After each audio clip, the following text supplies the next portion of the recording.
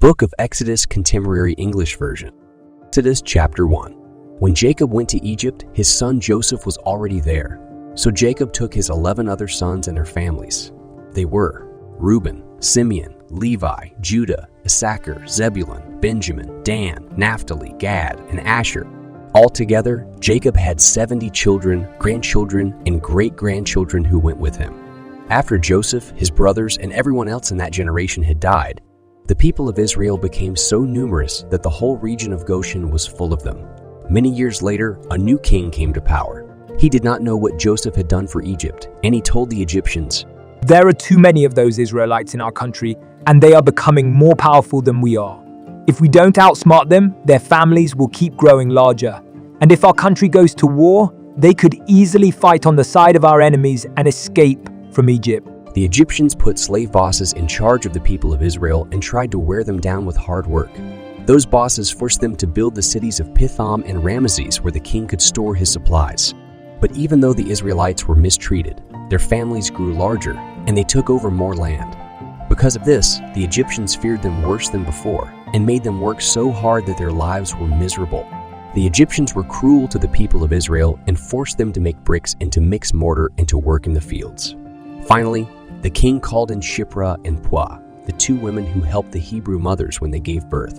He told them, if a Hebrew woman gives birth to a girl, let the child live. If the baby is a boy, kill him. But the two women were faithful to God and did not kill the boys, even though the king had told them to. The king called them in again and asked, "Why are you letting those baby boys live?" They answered, "Hebrew women have their babies much quicker than Egyptian women. By the time we arrive, their babies are already born." God was good to the two women because they truly respected him, and he blessed them with children of their own. The Hebrews kept increasing, until finally the king gave a command to everyone in the nation: as soon as a Hebrew boy is born, throw him into the Nile River, but you can let the girls live. Exodus chapter 2. A man from the Levi tribe married a woman from the same tribe, and she later had a baby boy. He was a beautiful child, and she kept him inside her 3 months. But when she could no longer keep him hidden, she made a basket out of reeds and covered it with tar. She put him in the basket and placed it in the tall grass along the edge of the Nile River. The baby's older sister stood off at a distance to see what would happen to him.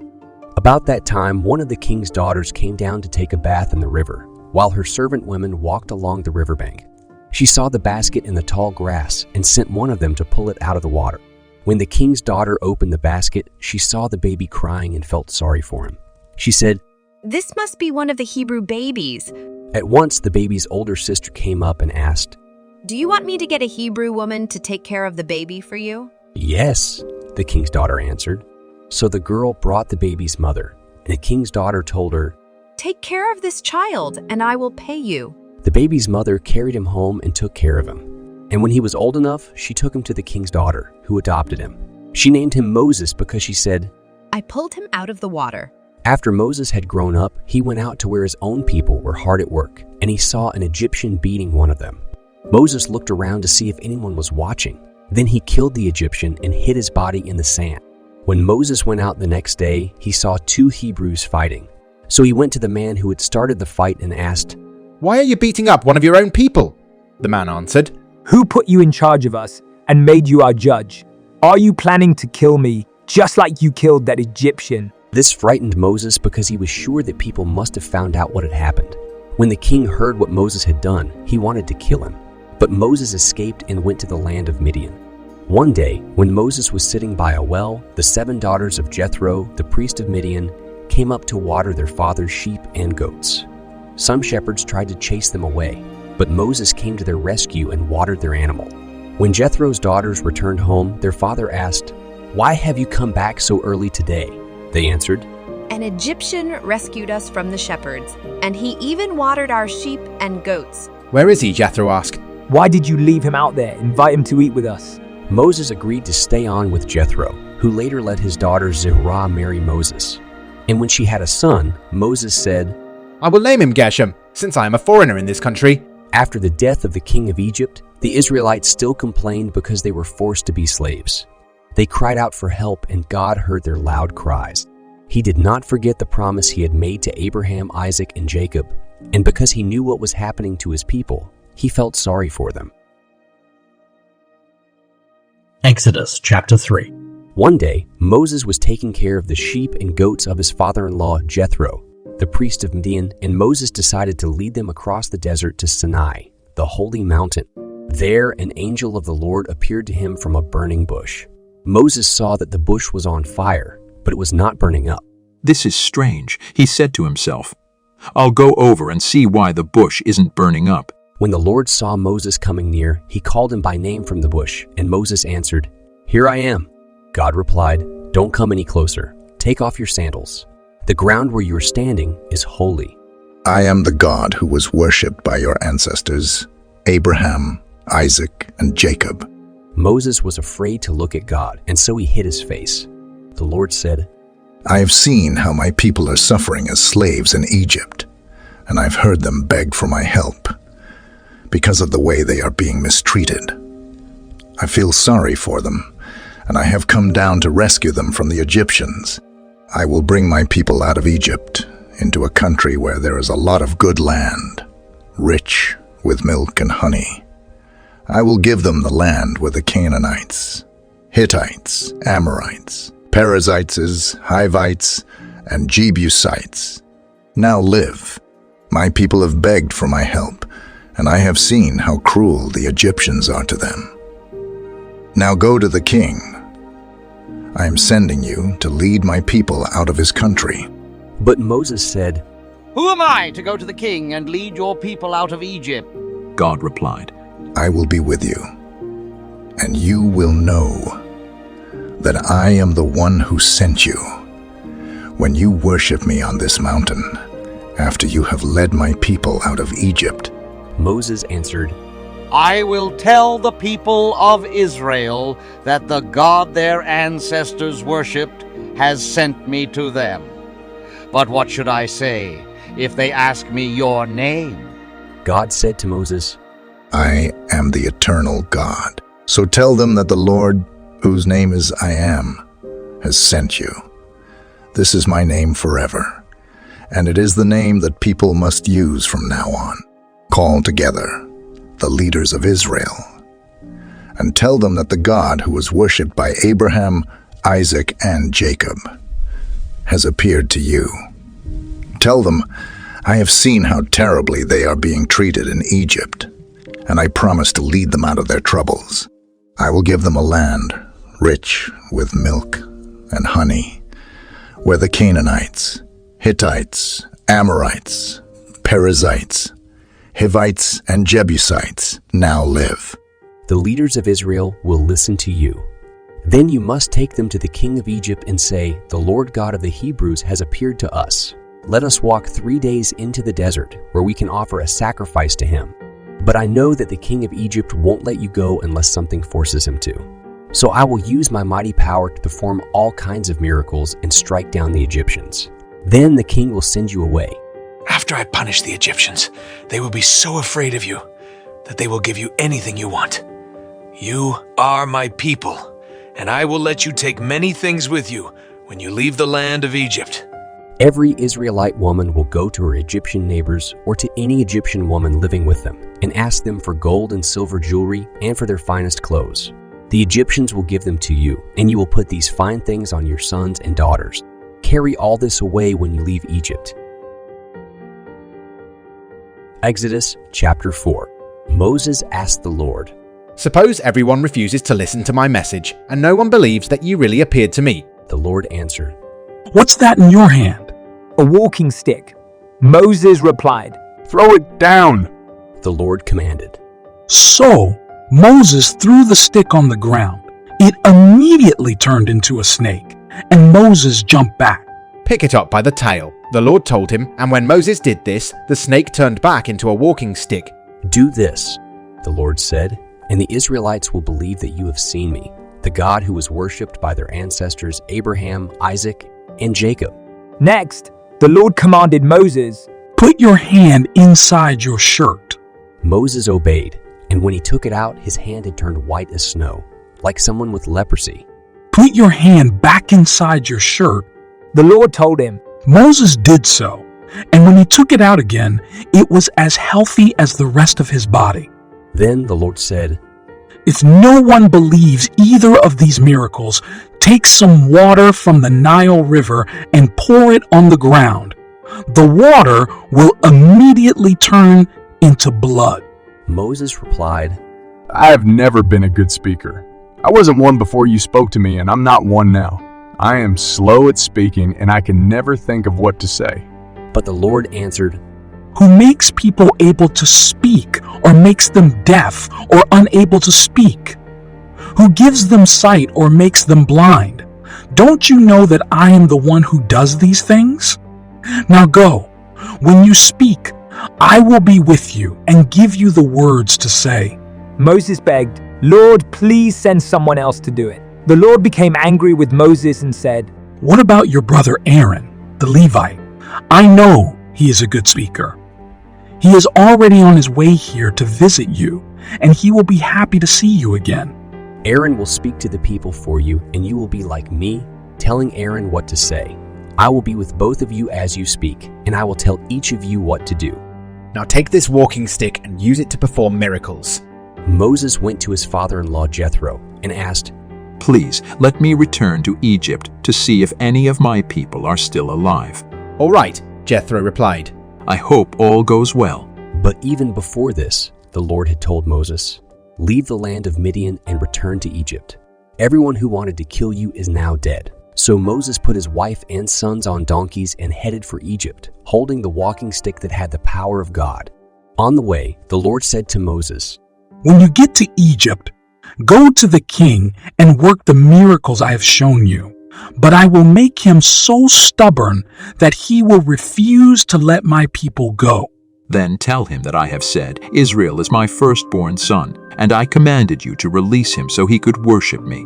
But you refused, and now I will kill your firstborn son. One night, while Moses was in camp, the Lord was about to kill him. But Zipporah circumcised her son with a flint knife.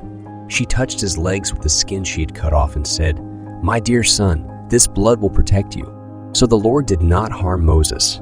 Then Zipporah said, Yes, my dear, you are safe because of this circumcision. The Lord sent Aaron to meet Moses in the desert. So Aaron met Moses at Mount Sinai and greeted him with a kiss. Moses told Aaron what God had sent him to say. He also told him about the miracles God had given him the power to perform. Later, they brought together the leaders of Israel. And Aaron told them what the Lord had sent Moses to say. Then Moses worked the miracles, and everyone believed. They bowed down and worshiped the Lord because they knew that he had seen their suffering and was going to help them.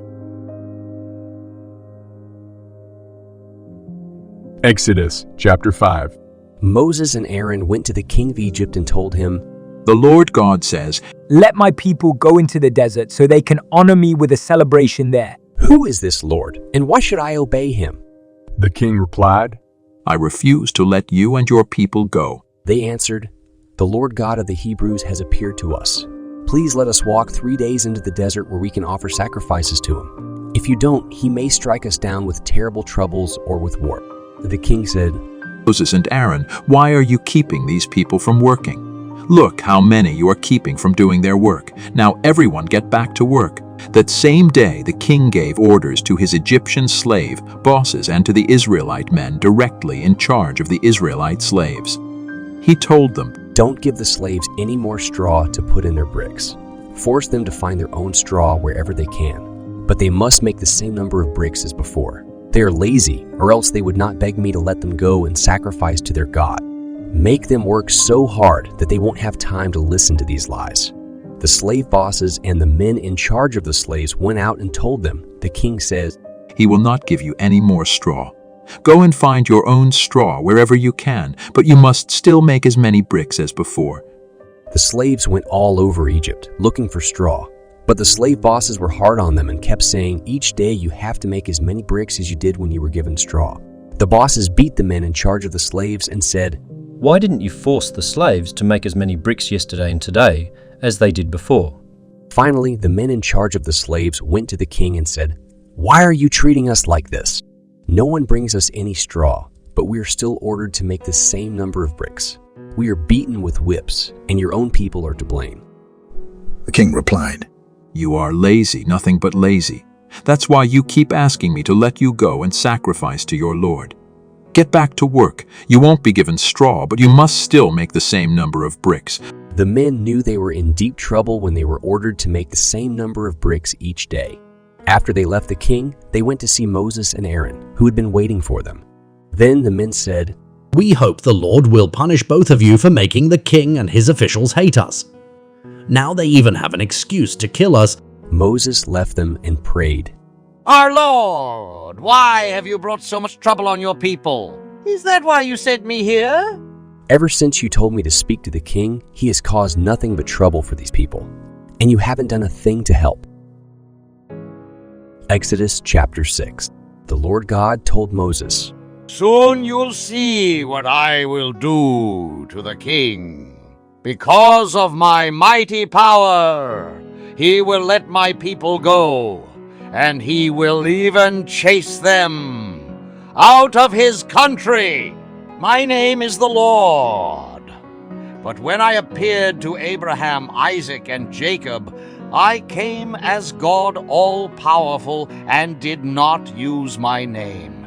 I made an agreement and promised them the land of Canaan, where they were living as foreigners. Now I have seen how the people of Israel are suffering because of the Egyptians, and I will keep my promise. Here is my message for Israel. I am the Lord, and with my mighty power I will punish the Egyptians and free you from slavery. I will accept you as my people, and I will be your God. Then you will know that I was the one who rescued you from the Egyptians. I will bring you into the land that I solemnly promised to Abraham, Isaac, and Jacob, and it will be yours. I am the Lord. When Moses told this to the Israelites, they were too discouraged and mistreated to believe him. Then the Lord told Moses to demand that the king of Egypt let the Israelites leave. But Moses replied, I'm not a powerful speaker. If the Israelites won't listen to me, why should the king of Egypt? But the Lord sent Aaron and Moses with a message for the Israelites and for the king. He also ordered Aaron and Moses to free the people from Egypt. The following men were the heads of their ancestral clans. The sons of Reuben, Jacob's oldest son, were Hanok, Palu, Hezron, and Kami. The sons of Simeon were Jemuel, Jamin, Ohad, Jachin, Zohar, and Shaul, the son of a Canaanite woman. Levi lived to be 137. His sons were Gershon, Kohath, and Merari. Gershon's sons were Libni and Shimei. Kohath lived to be 133. His sons were Amram, Izhar, Hebron, and Uzziel. Merari's sons were Mali and Mushi. All of the above were from the Levi tribe. Amram lived to be 137. He married his father's sister Joshbed, and they had 2 sons, Aaron and Moses. Izhar's sons were Korah, Nepheg, and Zikri. Uzziel's sons were Mishael, Elzaphan, and Sithri. Aaron married Elisheba.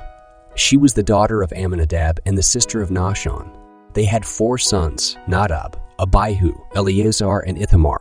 Korah's sons were Asher, Elkanah, and Abiasaph. Aaron's son Eleazar married one of Putiel's daughters, and their son was Phinehas. This ends the list of those who were the heads of clans in the Levi tribe.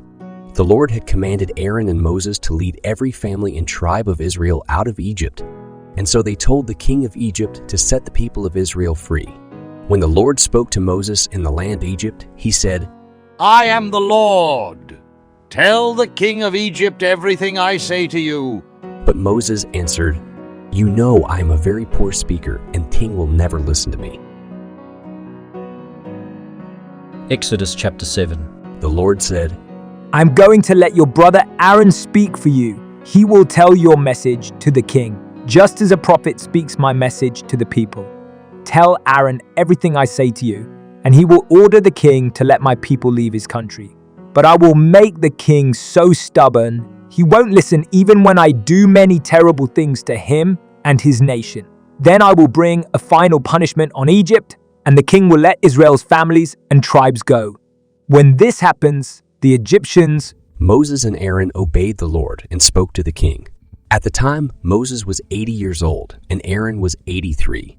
The Lord said, Moses, when the king asks you and Aaron to perform a miracle, command Aaron to throw his walking stick down in front of the king, and it will turn into a snake. Moses and Aaron went to the king and his officials and did exactly as the Lord had commanded. Aaron threw the stick down and it turned into a snake. Then the king called in the wise men and the magicians, who used their secret powers to do the same thing. They threw down sticks that turned into snakes, but Aaron's snake swallowed theirs. First, the king behaved just as the Lord had said and stubbornly refused to listen. The Lord said to Moses, The Egyptian king stubbornly refuses to change his mind and let the people go. Tomorrow morning, take the stick that turned into a snake, then wait beside the Nile River for the king. Tell him, Sequel God of the Hebrews sent me to order you to release his people so they can worship him in the desert. But until now you have paid no attention. One, the Lord is going to do something to show you that he really is the Lord. I will strike the Nile with this stick, and the water will turn into blood. The fish will die, the river will stink, and none of you Egyptians will be able to drink the water. Moses, then command Aaron to hold his stick over the water. And when he does, every drop of water in Egypt will turn into blood, including rivers, canals, ponds, and even the water in buckets and jars. Moses and Aaron obeyed the Lord. Aaron held out his stick, then struck the Nile as the king and his officials watched. The river turned into blood, the fish died, and the water smelled so bad that none of the Egyptians could drink it. Blood was everywhere in Egypt. But the Egyptian magicians used their secret powers to do the same thing. The king did just as the Lord had said. He stubbornly refused to listen. Then he went back to his palace and never gave it a second thought. The Egyptians had to dig holes along the banks of the Nile for drinking water, because water from the river was unfit to drink. 7 days after the Lord had struck the Nile. Exodus chapter 8. He said to Moses, Go to the palace and tell the king of Egypt that I order him to let my people go so they can worship me.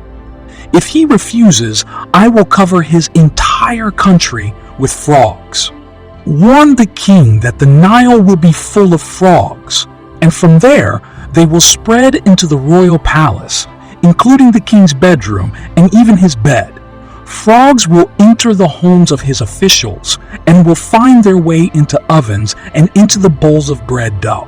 Frogs will be crawling on everyone, the king, his officials, and every citizen of Egypt. Moses, now command Aaron to hold his stick over the water. Then frogs will come from all rivers, canals, and ponds in Egypt, and Aaron obeyed, and suddenly frogs were everywhere in Egypt. But the magicians used their secret powers to do the same thing. The king sent for Moses and Aaron and told them, If you ask the Lord to take these frogs away from me and my people, I will let your people go and offer sacrifices to him. All right, Moses answered. You choose the time when I am to pray for the frogs to stop bothering you, your officials, and your people, and for them to leave your houses and be found only in the river. Do it tomorrow, the king replied. As you wish, Moses agreed.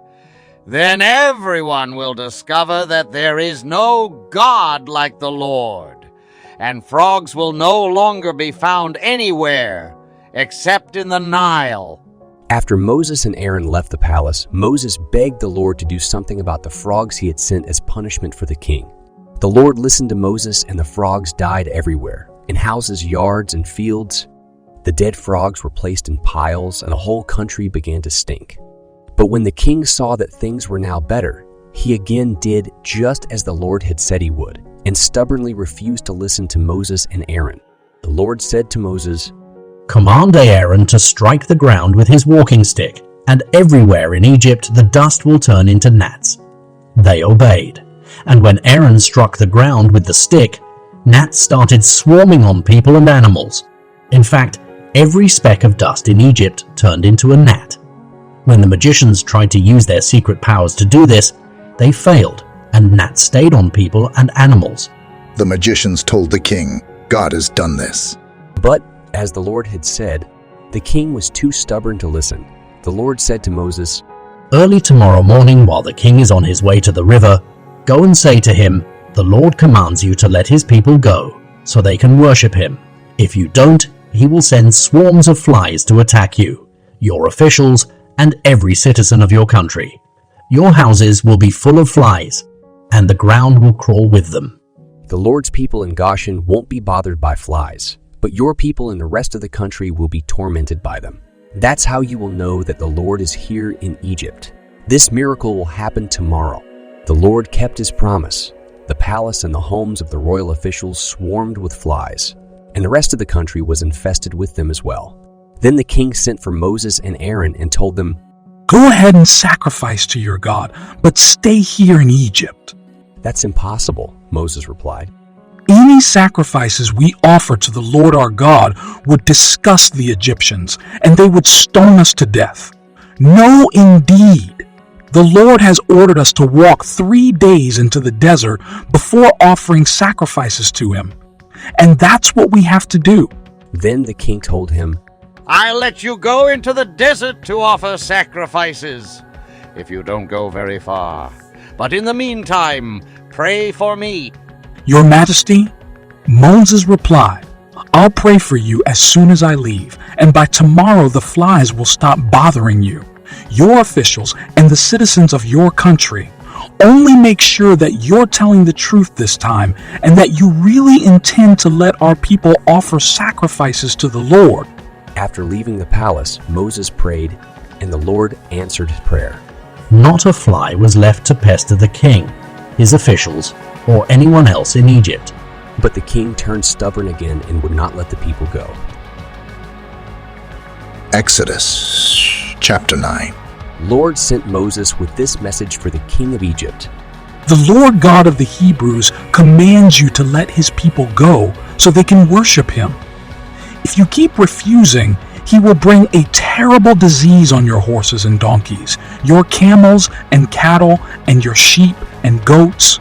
But the Lord will protect the animals that belong to the people of Israel, and none of theirs will die. Tomorrow is the day the Lord has set to do this.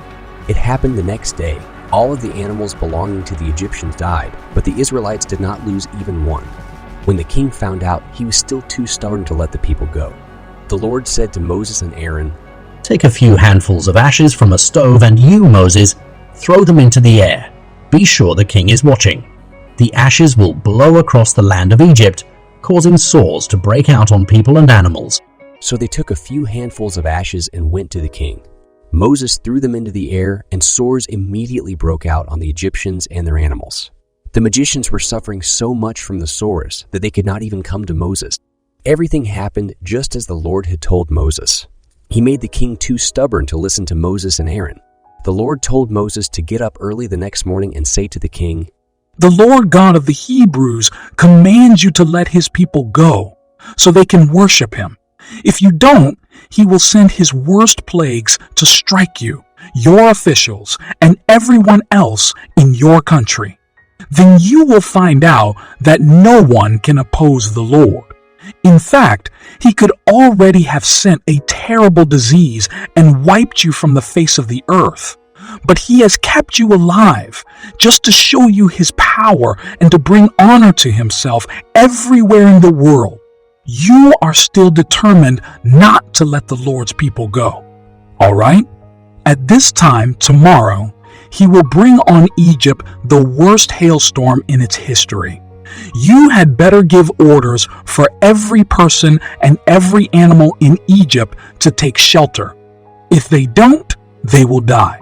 Some of the king's officials were frightened by what the Lord had said, and they hurried off to make sure their slaves and animals were safe. But others paid no attention to his threats and left their slaves and animals out in the open.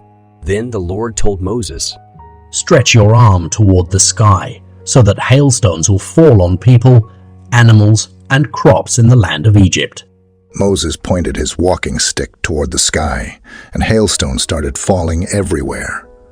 Thunder roared, and lightning flashed back and forth, striking the ground. This was the worst storm in the history of Egypt. People, Animals and crops were pounded by the hailstones, and bark was stripped from trees. Only Goshen, where the Israelites lived, was safe from the storm. The king sent for Moses and Aaron and told them, Now I have really sinned. My people and I are guilty, and the Lord is right. We can't stand any more of this thunder and hail. Please ask the Lord to make it stop. Your people can go. You don't have to stay in Egypt any longer. Moses answered, As soon as I leave the city, I will lift my arms in prayer. When the thunder and hail stop, you will know that the earth belongs to the Lord. But I am certain that neither you nor your officials really fear the Lord God. Meanwhile, the flax and barley crops had been destroyed by the storm because they were ready to ripen. But the wheat crops ripened later, and they were not damaged. After Moses left the royal palace and the city, he lifted his arms in prayer to the Lord, and the thunder, hail, and drenching rain stopped. When the king realized that the storm was over, he disobeyed once more. He and his officials were so stubborn that he refused to let the Israelites go. This was exactly what the Lord had said would happen. Exodus chapter 10. The Lord said to Moses, Go back to the king. I have made him and his officials stubborn, so that I could work these miracles. I did this because I want you to tell your children and your grandchildren about my miracles and about my harsh treatment of the Egyptians. Then all of you will know that I am the Lord.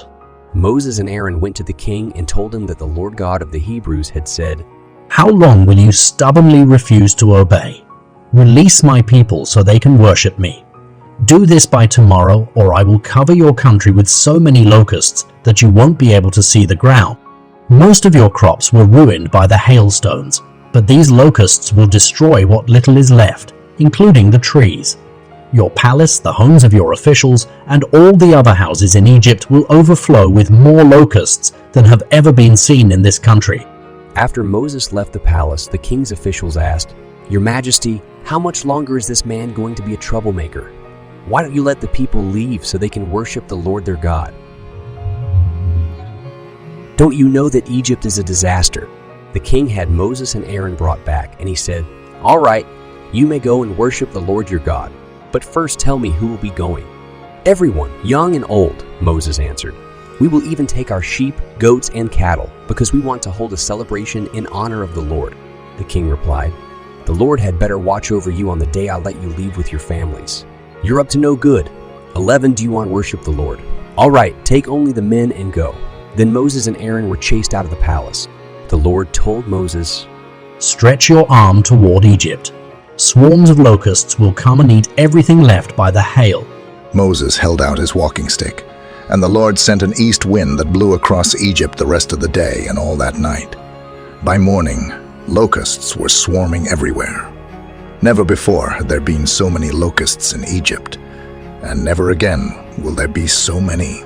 The ground was black with locusts, and they ate everything left on the trees and in the fields. Nothing green remained in Egypt, not a tree or a plant.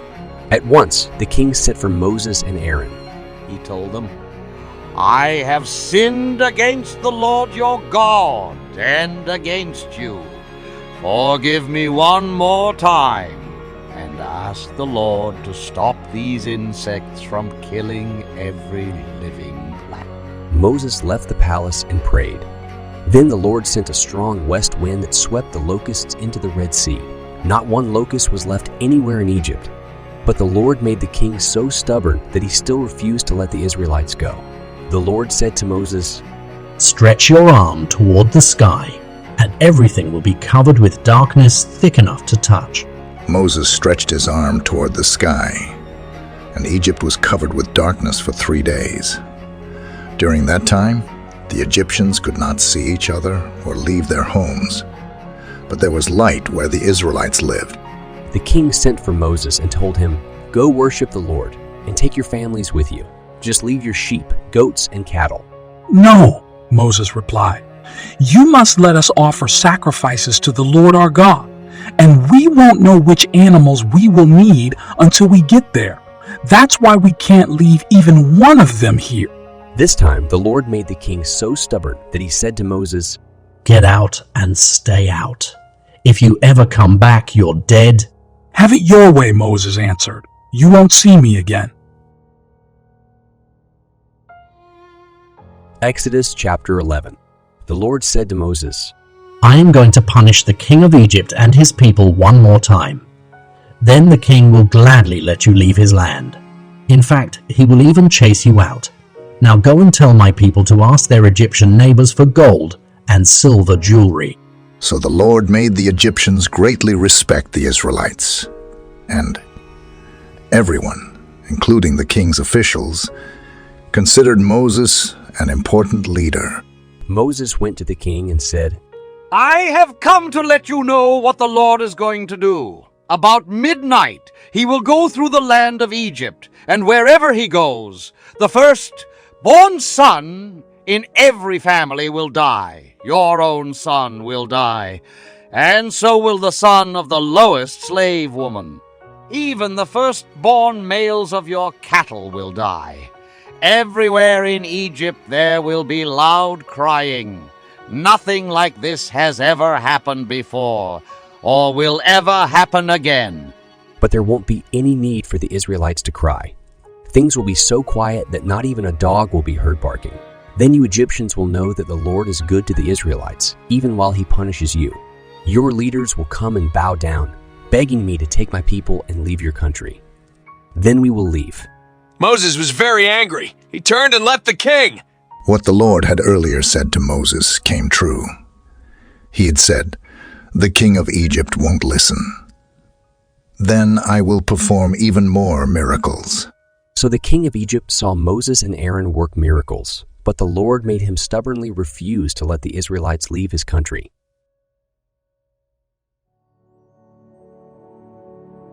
Exodus chapter 12. Sometime later, the Lord said to Moses and Aaron, "This month is to be the first month of the year for you. Tell the people of Israel that on the 10th day of this month, the head of each family must choose a lamb or a young goat for his family to eat. If any family is too small to eat the whole animal, they must share it with their next-door neighbors. Choose either a sheep or a goat, but it must be a 1-year-old male that has nothing wrong with it, and it must be large enough for everyone to have some of the meat. Each family must take care of its animal until the evening of the 14th day of the month, when the animals are to be killed.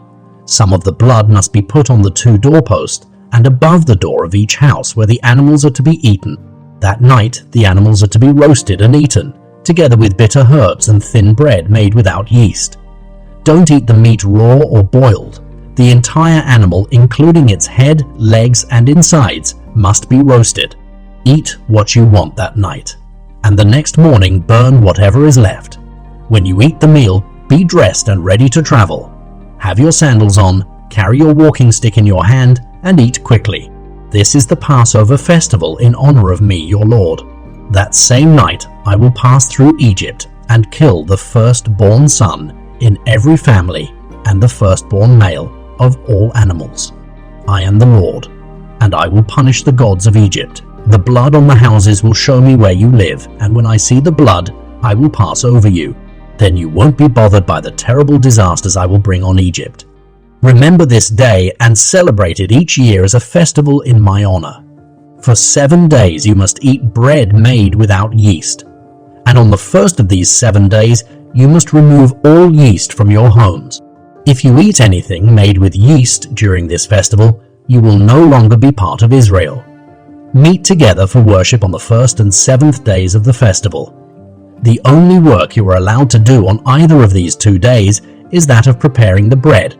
Celebrate this festival of thin bread as a way of remembering the day that I brought your families and tribes out of Egypt, and do this each year. Begin on the evening of the 14th day of the first month by eating bread made without yeast. Then continue this celebration until the evening of the 21st day. During these 7 days, no yeast is allowed in anyone's home, whether they are native Israelites or not. If you are caught eating anything made with yeast, you will no longer be part of Israel. Stay away from yeast, no matter where you live. No one is allowed to eat anything made with yeast. Moses called the leaders of Israel together and said, Each family is to pick out a sheep and kill it for Passover. Make a brush from a few small branches of a hyssop plant and dip the brush in the bowl that has the blood of the animal in it.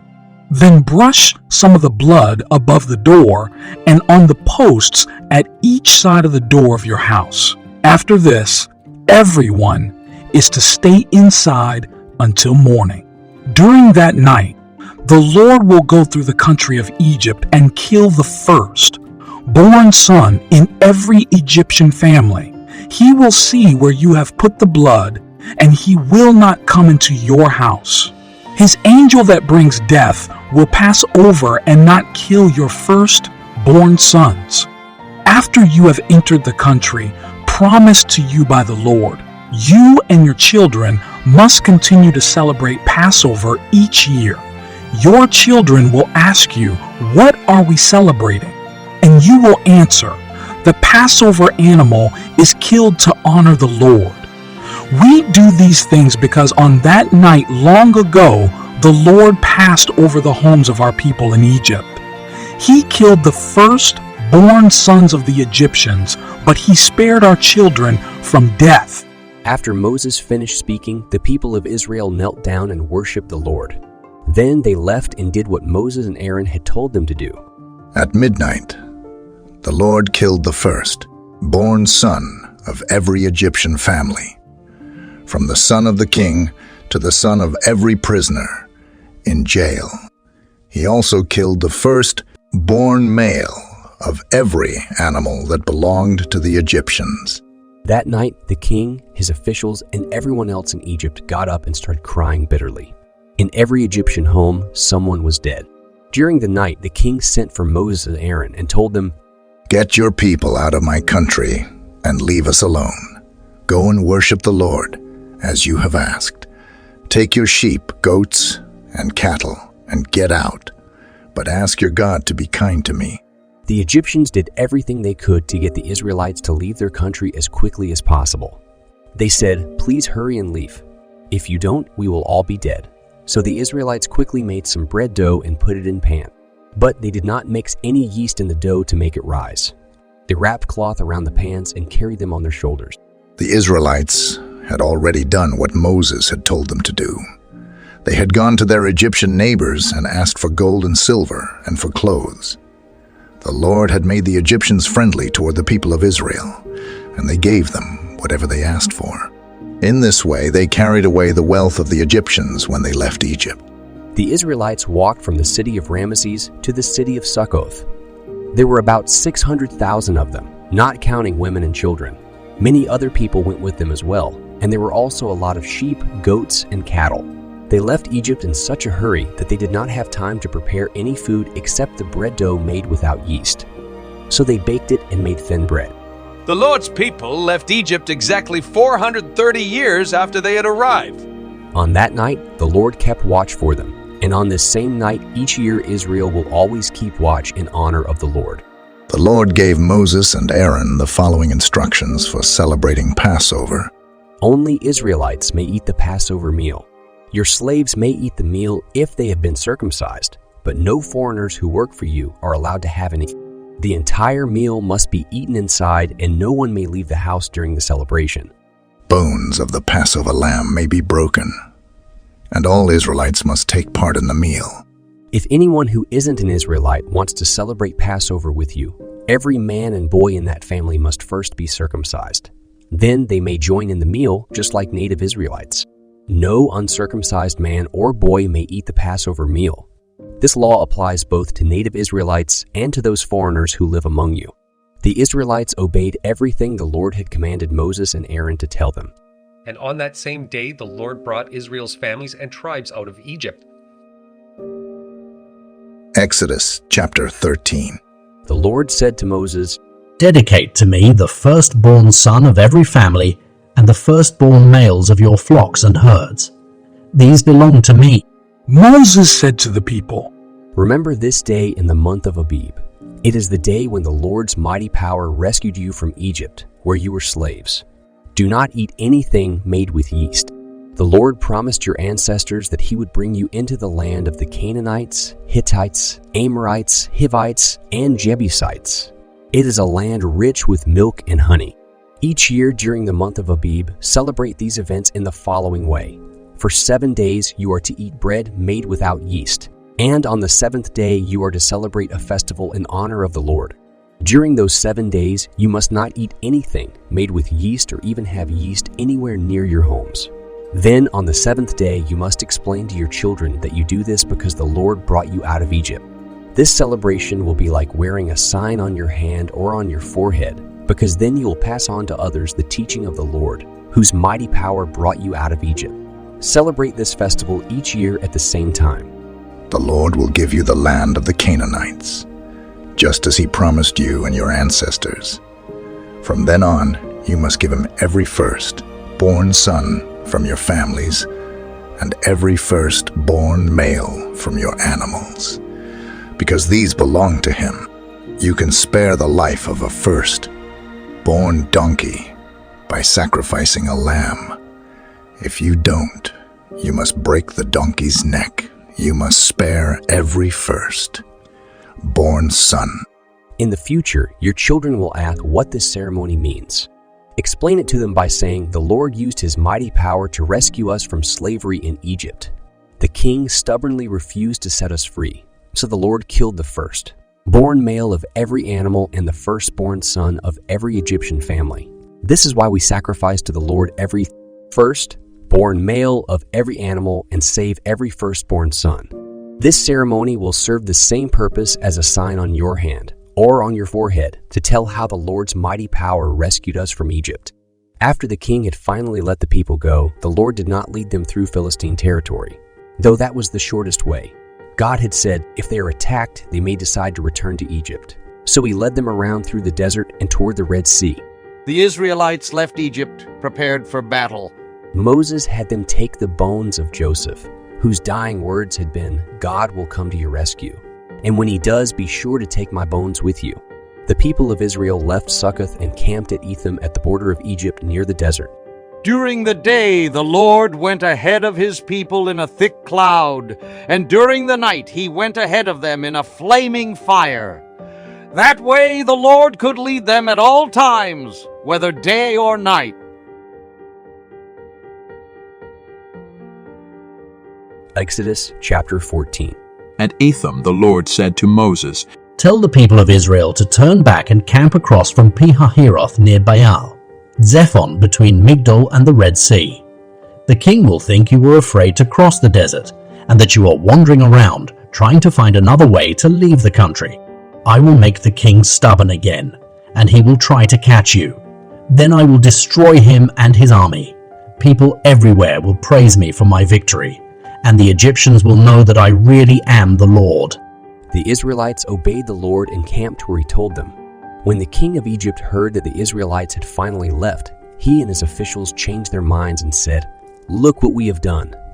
We let them get away, and they will no longer be our slaves." The king got his war chariot and army ready. He commanded his officers in charge of his 600 best chariots and all his other chariots to start after the Israelites. The Lord made the king so stubborn that he went after them, while the Israelites proudly went on their way.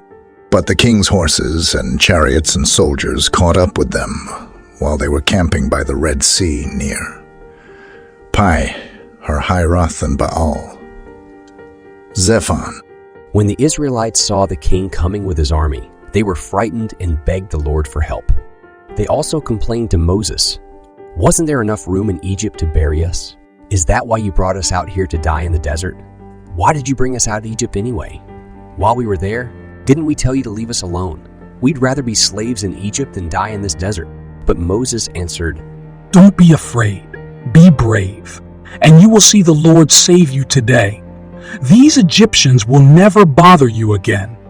The Lord will fight for you, and you won't have to do a thing." The Lord said to Moses, "Why do you keep calling out to me for help? Tell the Israelites to move forward. Then hold your walking stick over the sea. The water will open up and make a road where they can walk through on dry ground. I will make the Egyptians so stubborn that they will go after you. Then I will be praised because of what happens to the king and his chariots and cavalry. The Egyptians will know for sure that I am the Lord." All this time, God's angel had gone ahead of Israel's army, but now he moved behind them. A large cloud had also gone ahead of them, but now it moved between the Egyptians and the Israelites. The cloud gave light to the Israelites, but made it dark for the Egyptians, and during the night they could not come any closer. Moses stretched his arm over the sea, and the Lord sent a strong east wind that blew all night until there was dry land where the water had been. The sea opened up, and the Israelites walked through on dry land with a wall of water on each side. The Egyptian chariots and cavalry went after them. But before daylight, the Lord looked down at the Egyptian army from the fiery cloud and made them panic. Their chariot wheels got stuck, and it was hard for them to move. So the Egyptians said to one another, "Let's leave these people alone. The Lord is on their side and is fighting against us." The Lord told Moses, "Stretch your arm toward the sea. The water will cover the Egyptians and their cavalry chariots." Moses stretched out his arm, and at daybreak the water rushed toward the Egyptians. They tried to run away, but the Lord drowned them in the sea. The water came and covered the chariots, the cavalry, and the whole Egyptian army that had followed the Israelites into the sea. Not one of them was left alive. But the sea had made a wall of water on each side of the Israelites, so they walked through on dry land. On that day, when the Israelites saw the bodies of the Egyptians washed up on shore, they knew that the Lord had saved them. Because of the mighty power he had used against the Egyptians, the Israelites worshipped him and trusted him and his servant Moses. Exodus chapter 15. Moses and the Israelites sang this song in praise of the Lord. I sing praises to the Lord for his great victory. He has thrown the horses and their riders into the sea. The Lord is my strength, the reason for my song, because he has saved me. I praise and honor the Lord. He is my God and the God of my ancestors. The Lord is his name, and he is a warrior.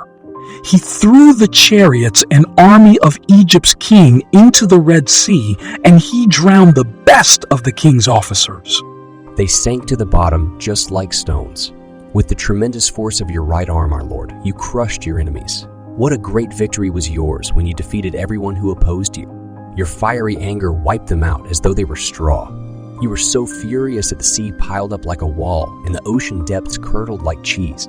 Your enemies boasted that they would pursue and capture us, divide up our possessions, treat us as they wished, then take out their swords and kill us right there. But when you got furious, they sank like lead, swallowed by ocean waves. Our Lord, no other gods compare with you, majestic and holy, fearsome and glorious, miracle worker. When you signaled with your right hand, your enemies were swallowed deep into the earth. The people you rescued were led by your powerful love to your holy place. Nations learned of this and trembled. Philistines shook with horror. The leaders of Edom and of Moab were terrified. Everyone in Canaan fainted, struck down by fear. Our Lord, your powerful arm kept them still as a rock until the people you rescued to be your very own had marched by. You will let your people settle on your own mountain, where you chose to live and to be worshipped. Our Lord, you will rule forever. The Lord covered the royal Egyptian cavalry and chariots with the sea, after the Israelites had walked safely through on dry ground. Miriam, the sister of Aaron, was a prophet, so she took her tambourine and led the other women out to play their tambourines and to dance. Then she sang to them, "Sing praises to the Lord for his great victory. He has thrown the horses and their riders into the sea, bitter water at Marah." After the Israelites left the Red Sea, Moses led them through the shore desert for 3 days before finding water. They did find water at Marah, but it was bitter, which is how that place got its name. The people complained and said, "Moses, what are we going to drink?" Moses asked the Lord for help, and the Lord told him to throw a certain piece of wood into the water. Moses did so. and the water became fit to drink. At Marah, the Lord tested his people, and also gave them some laws and teachings. Then he said, I am the Lord your God, and I cure your diseases. If you obey me, by doing right and by following my laws and teachings, I won't punish you with the diseases I sent on the Egyptians. Later, the Israelites came to Elim, where there were 12 springs and 70 palm trees. So they camped there. Exodus chapter 16. On the 15th day of the second month after the Israelites had escaped from Egypt, they left Elim and started through the western edge of the Sinai desert in the direction of Mount Sinai. There in the desert, they started complaining to Moses and Aaron. We wish the Lord had killed us in Egypt. When we lived there, we could at least sit down and eat all the bread and meat we wanted. But you have brought us out here into this desert, where we are going to starve. The Lord said to Moses, I will send bread down from heaven like rain. Tell the people to go out each day and gather only enough for that day. That's how I will see if they obey me. But on the 6th day of each week, they must gather and cook twice as much. Moses and Aaron told the people, This evening you will know that the Lord was the one who rescued you from Egypt. And in the morning you will see his glorious power, because he has heard your complaints against him. Why should you grumble to us? Who are we? Then Moses continued, You will know it is the Lord when he gives you meat each evening and more than enough bread each morning. He is really the one you are complaining about, not us. We are nobodies, but the Lord has heard your complaints. Moses turned to Aaron and said, Bring the people together, because the Lord has heard their complaints. Aaron was speaking to them when everyone looked out toward the desert and saw the bright glory of the Lord in a cloud. 11, the Lord said to Moses, I have heard my people complain. Oh, tell them that each evening they will have meat, and each morning they will have more than enough bread. Then they will know that I am the Lord their God. That evening, a lot of quails came and landed everywhere in the camp, and the next morning dew covered the ground. After the dew had gone, the desert was covered with thin flakes that looked like frost. The people had never seen anything like this, and they started asking each other, What is it? Moses answered, This is the bread that the Lord has given you to eat, and he orders you to gather about 2 litters for each person in your family. That should be more than enough. They did as they were told. Some gathered more and some gathered less. Everyone had exactly what they needed, just the right amount. Moses told them not to keep any overnight. Some of them disobeyed, but the next morning what they kept was stinking and full of worms, and Moses was angry. Each morning everyone gathered as much as they needed, and in the heat of the day the rest melted. However, on the 6th day of the week, everyone gathered enough to have 4 litters, instead of 2. When the leaders reported this to Moses, he told them that the Lord had said, Tomorrow is the Sabbath, a sacred day of rest in honor of me.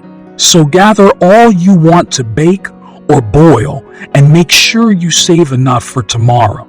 The people obeyed, and the next morning the food smelled fine and had no worms. You may eat the food, Moses said.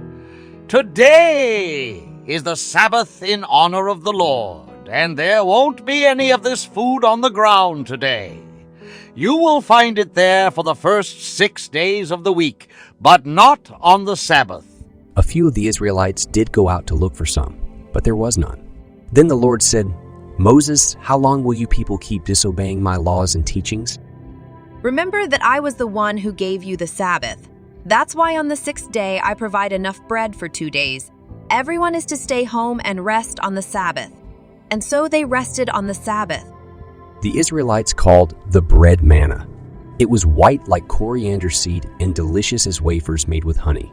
Moses told the people that the Lord had said, Store up 2 litters of this manna, because I want future generations to see the food I gave you during the time you were in the desert after I rescued you from Egypt. Then Moses told Aaron, Put some manna in a jar and store it in place of worship for future generations to see. Aaron followed the Lord's instructions and put the manna in front of the sacred chest for safekeeping. The Israelites ate manna for 40 years before they came to the border of Canaan that was a settled land. Exodus chapter 17. The Israelites left the desert and moved from one place to another each time the Lord ordered them to. Once they camped at Rephidim, but there was no water for them to drink. The people started complaining to Moses. Give us some water. Moses replied, Why are you complaining to me and trying to put the Lord to the test? But the people were thirsty and kept on complaining. Moses, did you bring us out of Egypt just to let us and our families and our animals die of thirst? Then Moses prayed to the Lord. What am I going to do with these people? They are about to stone me to death. The Lord answered, Take some of the leaders with you and go ahead of the rest of the people. Also take along the walking stick with which you struck the Nile River. When you get to the rock at Mount Sinai, I will be there with you. Strike the rock with the stick, and water will pour out for the people to drink. Moses did this while the leaders watched.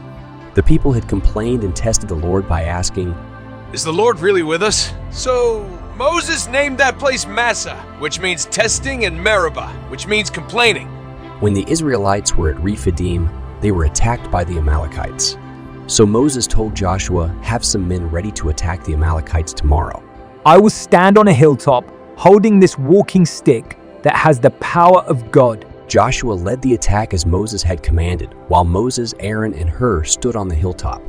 The Israelites fought the Amalekites as long as Moses held up his arms, but they started losing whenever he lowered them. After a while, his arms were so tired that Aaron and Hur got a rock for him to sit on. Then they stood beside him and supported his arms in the same position until sunset. That's how Joshua defeated the Amalekites. Afterwards, the Lord said to Moses, write an account of this victory and read it to Joshua. I want the Amalekites to be forgotten forever. Moses built an altar and named it The Lord Gives Me Victory. Then Moses explained, This is because I depended on the Lord. But in future generations, the Lord will fight the Amalekites again and again. Exodus chapter 18. Jethro was the priest of Midian and the father-in-law of Moses. He heard what the Lord God had done for Moses and his people after rescuing them from Egypt. In the meantime, Moses had sent his wife Zipporah and her 2 sons to stay with Jethro, and he had welcomed them. Moses was still a foreigner in Midian when his first son was born, and so Moses said, I'll name him Gershom. When his second son was born, Moses said, I'll name him Eliezer, because the God my father worshipped has saved me from the king of Egypt. While Israel was camped in the desert near Mount Sinai, Jethro sent Moses this message, I'm coming to visit you, and I'm bringing your wife and 2 sons. When they arrived, Moses went out and bowed down in front of Jethro, then kissed him. After they had greeted each other, they went into the tent, where Moses told him everything the Lord had done to protect Israel against the Egyptians and their king. He also told him how the Lord had helped them in all of their troubles. Jethro was so pleased to hear this good news about what the Lord had done, that he shouted, Praise the Lord! He rescued you and the Israelites from the Egyptians and their king! Now I know that the Lord is the greatest God, because he has rescued Israel from their arrogant enemies. Jethro offered sacrifices to God. Then Aaron and Israel's leaders came to eat with Jethro there at the place of worship. The next morning, Moses sat down at the place where he decided legal cases for the people, and everyone crowded around him until evening. Jethro saw how much Moses had to do for the people, and he asked, Why are you the only judge? Why do you let these people crowd around you from morning till evening? Moses answered, Because they come here to find out what God wants them to do. They bring their complaints to me, and I make decisions on the basis of God's laws. Jethro replied, That isn't the best way to do it. You and the people who come to you will soon be worn out. The job is too much for one person. You can't do it alone. God will help you if you follow my advice. You should be the one to speak to God for the people, and you should teach them God's laws and show them what they must do to live right. You will need to appoint some competent leaders who respect God and are trustworthy and honest. Then put them over groups of 10, 50, 100, and 1,000. These judges can handle the ordinary cases and bring the more difficult ones to you. Having them to share the load will make your work easier. This is the way God wants it done. You won't be under nearly as much stress, and everyone else will return home feeling satisfied. Moses followed Jethro's advice. He chose some competent leaders from every tribe in Israel and put them over groups of 10, 50, 100, and 1,000. They served as judges, deciding the easy cases themselves, but bringing the more difficult ones to Moses. After Moses and his father-in-law Jethro had said goodbye to each other, Jethro returned home. Exodus chapter 19, where the Israelites left Rephidim and arrived at the desert.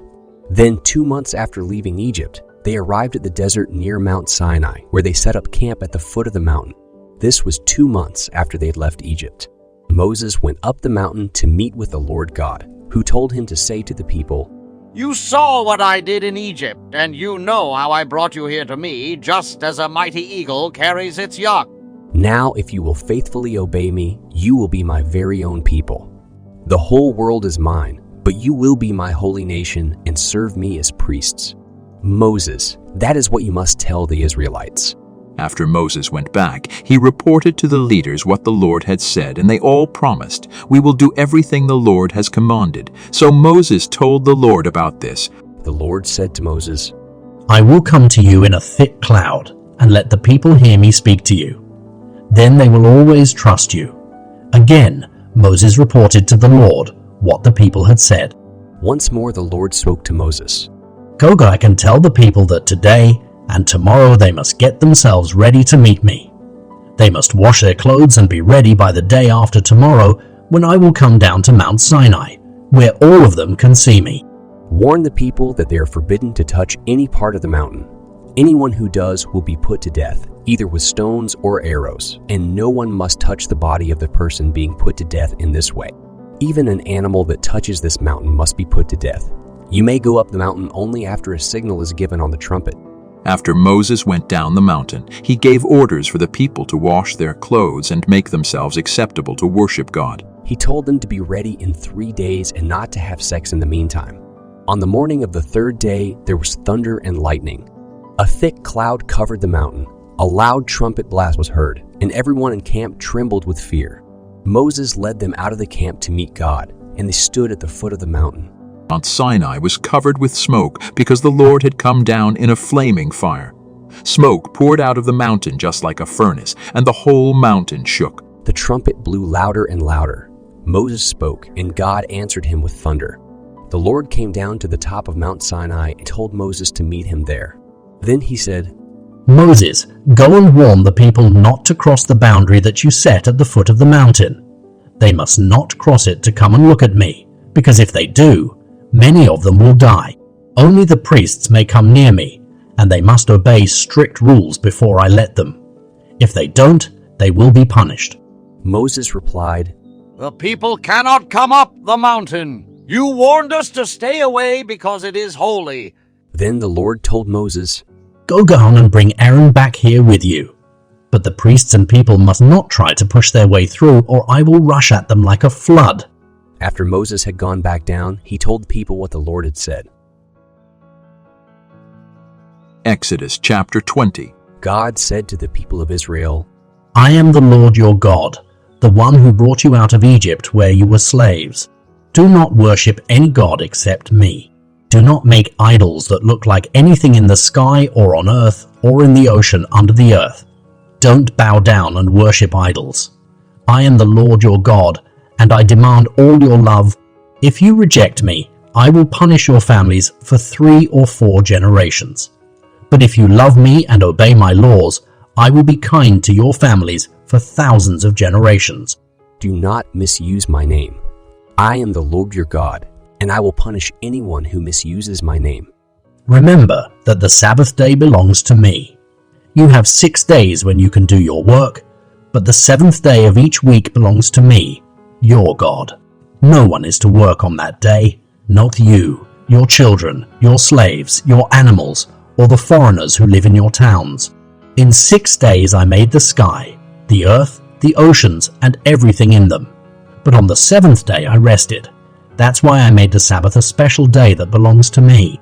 Respect your father and your mother, and you will live a long time in the land I am giving you. Do not murder. Be faithful in marriage. Do not steal. Do not tell lies about others. Do not desire to possess anything that belongs to another person, not a house, a wife, a husband, a slave, an ox, a donkey, or anything else. The people trembled with fear when they heard the thunder and the trumpet, and saw the lightning and the smoke come from the mountain. They stood a long way off and said to Moses, If you speak to us, we will listen. But don't let God speak to us, or we will die. Don't be afraid, Moses replied. God has come only to test you, so that by obeying him you won't sin. But when Moses went near the thick cloud where God was, the people stayed a long way off. The Lord told Moses to say to the people of Israel, With your own eyes you saw me speak to you from heaven, so you must never make idols of silver or gold to worship in place of me. Build an altar out of earth and offer on it your sacrifices of sheep, goats, and cattle. Wherever I choose to be worshipped, I will come down to bless you. If you ever build an altar for me out of stones, do not use any tools to chisel the stones, because that would make the altar unfit for use in worship. And don't build an altar that requires steps. You might expose yourself when you climb up. Exodus chapter 21. The Lord gave Moses the following laws for his people. If you buy a Hebrew slave, he must remain your slave for 6 years. But in the 7th year, you must set him free without cost to him. If he was single at the time you bought him, he alone must be set free. But if he was married at the time, both he and his wife must be given their freedom. If you give him a wife and they have children, only the man himself must be set free. His wife and children remain the property of his owner. But suppose the slave loves his wife and children and his owner so much that he won't leave them. Then he must stand beside either the door or the doorpost at the place of worship, while his owner punches a small hole through one of his ears with a sharp metal rod. This makes him a slave for life. A young woman who was sold by her father doesn't gain her freedom in the same way that a man does. If she doesn't please the man who bought her to be his wife, he must let her be bought back. He cannot sell her to foreigners. This would break the contract he made with her. If he selects her as a wife for his son, he must treat her as his own daughter. If the man later marries another woman, he must continue to provide food and clothing for the one he bought and to treat her as a wife. If he fails to do any of these things, she must be given her freedom without paying for it. Death is the punishment for murder. But if you did not intend to kill someone, and I, the Lord, let it happen anyway, you may run for safety to a place that I have set aside. If you plan in advance to murder someone, there's no escape, not even by holding on to my altar. You will be dragged off and killed. Death is the punishment for attacking your father or mother. Death is the punishment for kidnapping. If you sell the person you kidnapped, or if you are caught with that person, the penalty is death. Death is the punishment for cursing your father or mother. Suppose two of you are arguing and you hit the other with either a rock or your fist without causing a fatal injury. If the victim has to stay in bed and later has to use a stick when walking outside, you must pay for the loss of time and do what you can to help until the injury is completely healed. That's your own responsibility. Death is the punishment for beating to death any of your slaves. However, if the slave lives a few days after the beating, you are not to be punished. After all, you have already lost the services of that slave who is your property. Suppose a pregnant woman suffers a miscarriage as a result of an injury caused by someone who was fighting. If she isn't badly hurt, the one who injured her must pay whatever fine her husband demands, and the judge's approval. But if she is seriously injured, the payment will be life for life, eye for eye, tooth for tooth, hand for hand, foot for foot, burn for burn, cut for cut, and bruise for bruise. If you hit one of your slaves and cause the loss of an eye, the slave must be set free. The same law applies if you knock out a slave's tooth. The slave goes free. A bull that kills someone with its horns must be killed and its meat destroyed. But the owner of the bull isn't responsible for the death. Suppose you own a bull that has been in the habit of attacking people, but you have refused to keep it fenced in. If that bull kills someone, both you and the bull must be put to death by stoning. However, you may save your own life by paying whatever fine is demanded. This same law applies if the bull gores someone's son or daughter. If the bull kills a slave, you must pay the slave. You must pay the slave owner pieces of silver for the loss of the slave, and the bull must be killed by stoning. Suppose someone's ox or donkey is killed by falling into an open pit that you dug or left uncovered on your property. You must pay for the dead animal, and it becomes yours. If your bull kills someone else's, yours must be sold. Then the money from your bull and the meat from the dead bull must be divided equally between you and the other owner. If you refuse to fence in a bull that is known to attack others, you must replace any animal it kills, but the dead animal will belong to you.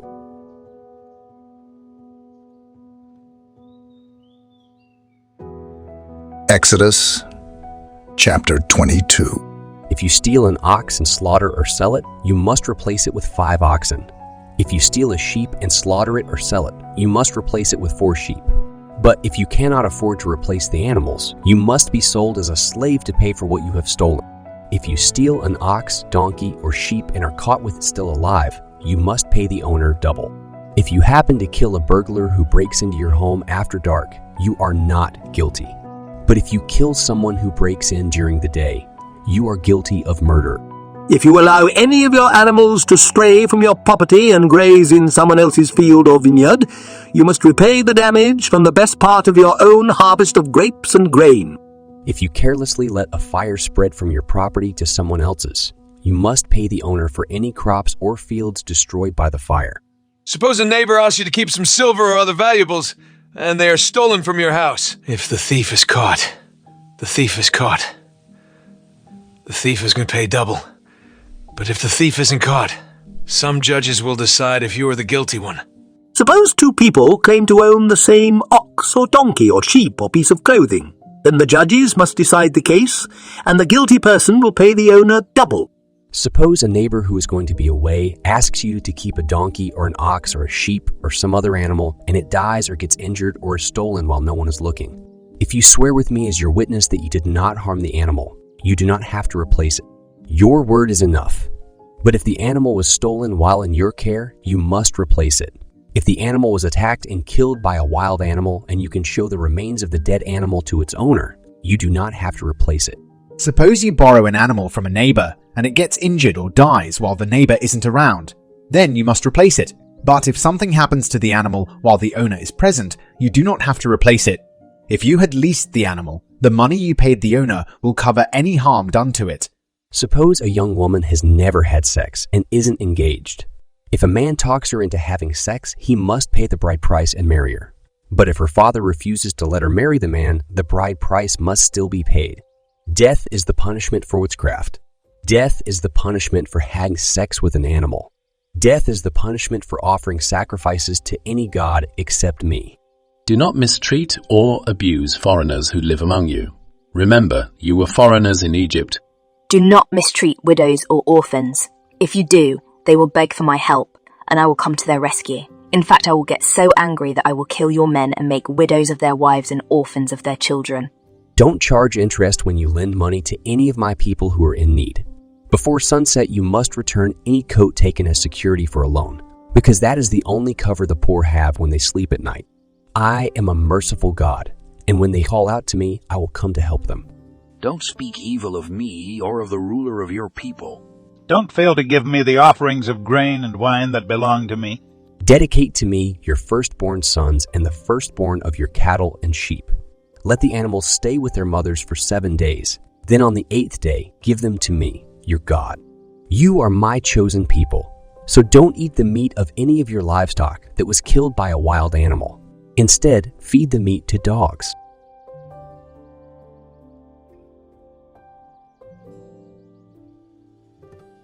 Exodus chapter 23. Don't spread harmful rumors or help a criminal by giving false evidence. Always tell the truth in court, even if everyone else is dishonest and stands in the way of justice. And don't favor the poor simply because they are poor. If you find an ox or a donkey that has wandered off, take it back where it belongs, even if the owner is your enemy. If a donkey is overloaded and falls down, you must do what you can to help, even if it belongs to someone who doesn't like you. Make sure that the poor are given equal justice in court. Don't bring false charges against anyone or sentence an innocent person to death. I won't forgive you if you do. Don't accept bribes. Judges are blinded and justice is twisted by bribes. Don't mistreat foreigners. You were foreigners in Egypt and you know what it is like. plant and harvest your crops for 6 years, but let the land rest during the 7th year. The poor are to eat what they want from your fields, vineyards, and olive trees during that year, and when they have all they want from your fields, leave the rest for wild animals. Work the first 6 days of the week, but rest and relax on the 7th day. This law is not only for you, but for your oxen, donkeys, and slaves, as well as for any foreigners among you. Make certain that you obey everything I have said. Celebrate 3 festivals each year in my honor. Celebrate the festival of thin bread by eating bread made without yeast, just as I have commanded. Do this at the proper time during the month of Abib, because it is the month when you left Egypt, and make certain that everyone brings the proper offerings. Celebrate the harvest festival each spring when you start harvesting your wheat, and celebrate the festival of shelters each autumn when you pick your fruit. Your men must come to these 3 festivals each year to worship me. Do not offer bread made with yeast when you sacrifice an animal to me, and make sure that the fat of the animal is burned that same day. Each year, bring the best part of your first harvest to the place of worship. Don't boil a young goat in its mother's milk.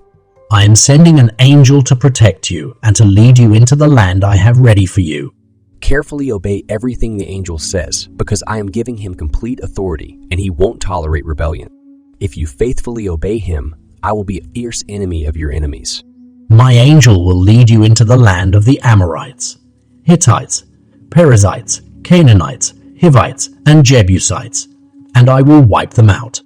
Don't worship their gods or follow their customs. Instead, destroy their idols and shatter their stone images. Worship only me, the Lord your God. I will bless you with plenty of food and water and keep you strong. Your women will give birth to healthy children, and everyone will live a long life. I will terrify those nations and make your enemies so confused that they will run from you. I will make the Hivites, Canaanites, and Hittites panic as you approach. But I won't do all this in the first year, because the land would become poor and wild animals would be everywhere. Instead, I will force out your enemies little by little and give your nation time to grow strong enough to take over the land. I will see that your borders reach from the Red Sea to the Euphrates River, and from the Mediterranean Sea to the desert. I will let you defeat the people who live there, and you will force them out of the land, but you must not make any agreements with them or with their gods. Don't let them stay in your land. They will trap you into sinning against me and worshipping their gods.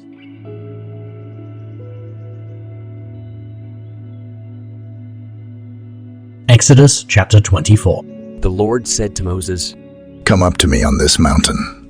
Bring along Aaron, as well as his 2 sons Nadab and Abihu, and 70 of Israel's leaders. They must worship me at a distance, but you are to come near. Don't let anyone else come up." Moses gave the Lord's instructions to the people, and they all promised, "We will do everything the Lord has commanded." Then Moses wrote down what the Lord had said. The next morning, Moses got up early. He built an altar at the foot of the mountain and set up a large stone for each of the 12 tribes of Israel. He also sent some young men to burn offerings and to sacrifice bulls as special offerings to the Lord. Moses put half of the blood from the animals into bowls and sprinkled the rest on the altar. Then he read aloud the Lord's commands and promises, and the people shouted, "We will obey the Lord and do everything he has commanded." Moses took the blood from the bowls and sprinkled it on the people. Next, he told them, "With this blood the Lord makes his agreement with you." Moses and Aaron, together with Nadab and Abihu and the 70 leaders, went up the mountain and saw the God of Israel. Under his feet was something that looked like a pavement made out of sapphire, and it was as bright as the sky. Even though these leaders of Israel saw God, he did not punish them. So they ate and drank. The Lord said to Moses, "Come up on the mountain and stay here for a while. I will give you the 2 flat stones on which I have written the laws that my people must obey." Moses and Joshua, his assistant, got ready. Then Moses started up the mountain to meet with God. Moses had told the leaders, "Wait here until we come back. Aaron and Hur will be with you, and they can settle any arguments while we are away." When Moses went up on Mount Sinai, a cloud covered it, and the bright glory of the Lord came down and stayed there. The cloud covered the mountain for 6 days, and on the 7th day, the Lord told Moses to come into the cloud. Moses did so and stayed there 40 days and nights. To the people, the Lord's glory looked like a blazing fire on top of the mountain.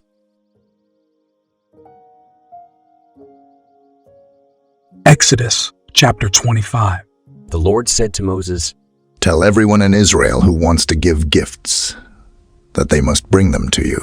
Here is a list of what you are to collect: gold, silver, and bronze, blue, purple, and red wool, fine linen, goat hair, tanned ram skins, fine leather, acacia wood, olive oil for the lamp, sweet-smelling spices to mix with the incense and with the oil for dedicating the tent and ordaining the priests, and onyx stones and other gems for the sacred vest and the breastpiece. I also want them to build a special place where I can live among my people. Make it and its furnishings exactly like the pattern I will show you. Tell the people to build a chest of acacia wood, 110 centimeters long, 66 centimeters wide, and 66 centimeters high. Cover it inside and out with pure gold and put a gold edging around the lid. Make 4 gold rings and attach one of them to each of the 4 legs of the chest. Make 2 poles of acacia wood. Cover them with gold and put them through the rings, so the chest can be carried by the poles. Don't ever remove the poles from the rings. When I give you the 10 commandments written on 2 flat stones, put them inside the chest. Make the lid of the chest out of pure gold. Then hammer out 2 winged creatures of pure gold and fasten them to the lid at the ends of the chest. The creatures must face each other with their wings spread over the chest. Inside it, place the 2 flat stones with the 10 commandments on them and put the gold lid on top of the chest. I will meet you there between the 2 creatures and tell you what my people must do and what they must not do. Make a table of acacia wood 88 centimeters long, 44 centimeters wide, and 66 centimeters high. Cover it with pure gold and put a gold edging around it with a border 75 millimeters thick. Make 4 gold rings and attach 1 to each of the legs near the edging. The poles for carrying the table are to be placed through these rings and are to be made of acacia wood covered with gold. The table is to be kept in the holy place, and the sacred loaves of bread must always be on it. All bowls, plates, jars, and cups for wine offerings are to be made of pure gold and set on this table. Make a lampstand of pure gold. The whole lampstand, including its decorative flowers, must be made from a single piece of hammered gold with 3 branches on each of its 2 sides. There are to be 3 decorative almond blossoms on each branch and 4 on the stem. There must also be a blossom where each pair of branches comes out from the stem. The lampstand, including its branches and decorative flowers, must be made from a single piece of hammered pure gold. The lamp on the top and those at the end of each of its 6 branches must be made so as to shine toward the front of the lampstand. The tongs and trays for taking care of the lamps are to be made of pure gold. The lampstand and its equipment will require 35 kilograms of pure gold, and it must be made according to the pattern I showed you on the mountain. Exodus Chapter 26. The top of the sacred tent must be made from 10 pieces of the finest linen, woven with blue, purple, and red wool and embroidered with figures of winged creatures.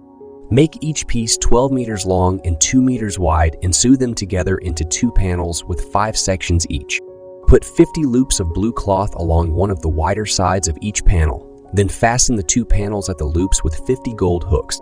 As the material for protecting the tent, use goat hair to weave 11 sections of cloth 13 meters by 2 meters each. Sew 5 of the sections together to make 1 panel. Then sew the other 6 together to make a second panel and fold the 6th section double over the front of the tent. Put 50 loops along one of the wider sides of each panel and fasten the 2 panels at the loops with 50 bronze hooks. The panel of goat hair will be a meter longer than the tent itself. So fold 50 centimeters of the material behind the tent and on each side as a protective covering. Make 2 more coverings, one with tanned ram skins and the other with fine leather. Build a framework of acacia wood for the walls of the sacred tent.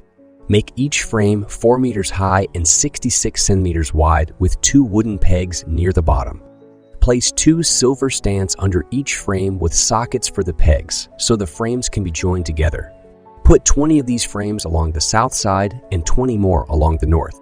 For the back wall along the west side, use 6 frames with 2 more at the southwest and northwest corners. Make certain that these corner frames are joined from top to bottom. Altogether, this back wall will have 8 frames with 2 silver stands under each one. Make 5 crossbars for each of the wooden frames, with the center crossbar running the full length of the wall. Cover the frames and the crossbars with gold and attach gold rings to the frames to run the crossbars through. Then set up the tent in the way I showed you on the mountain. Make a curtain to separate the holy place from the most holy place. Use fine linen woven with blue, purple, and red wool, and embroidered with figures of winged creatures. Cover 4 acacia wood posts with gold and set them each on a silver stand. Then fasten gold hooks to the posts and hang the curtain there. Inside the most holy place, put the sacred chest that has the place of mercy on its lid. Outside the most holy place, as you face the curtain, put the table for the sacred bread on the right side and the gold lampstand on the left. For the entrance to the tent, use a piece of fine linen woven with blue, purple, and red wool and embroidered with fancy needlework. Then cover 5 acacia wood posts with gold and set them each on a bronze stand. Then put gold hooks on the posts and hang the curtain there.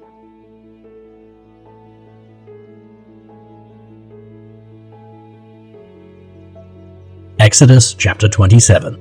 Use acacia wood to build an altar 2.25 meters square and 1.34 meters high, and make each of the 4 top corners stick up like the horn of a bull. Then cover the whole altar with bronze, including the 4 horns. All the equipment for the altar must also be made of bronze. The pans for the hot ashes, the shovels, the sprinkling bowls, the meat forks, and the fire pans. Halfway up the altar, build a ledge around it and cover the bottom half of the altar with a decorative bronze grating. Then attach a bronze ring beneath the ledge at the 4 corners of the altar. Cover 2 acacia wood poles with bronze and put them through the rings for carrying the altar. Construct the altar in the shape of an open box, just as you were shown on the mountain.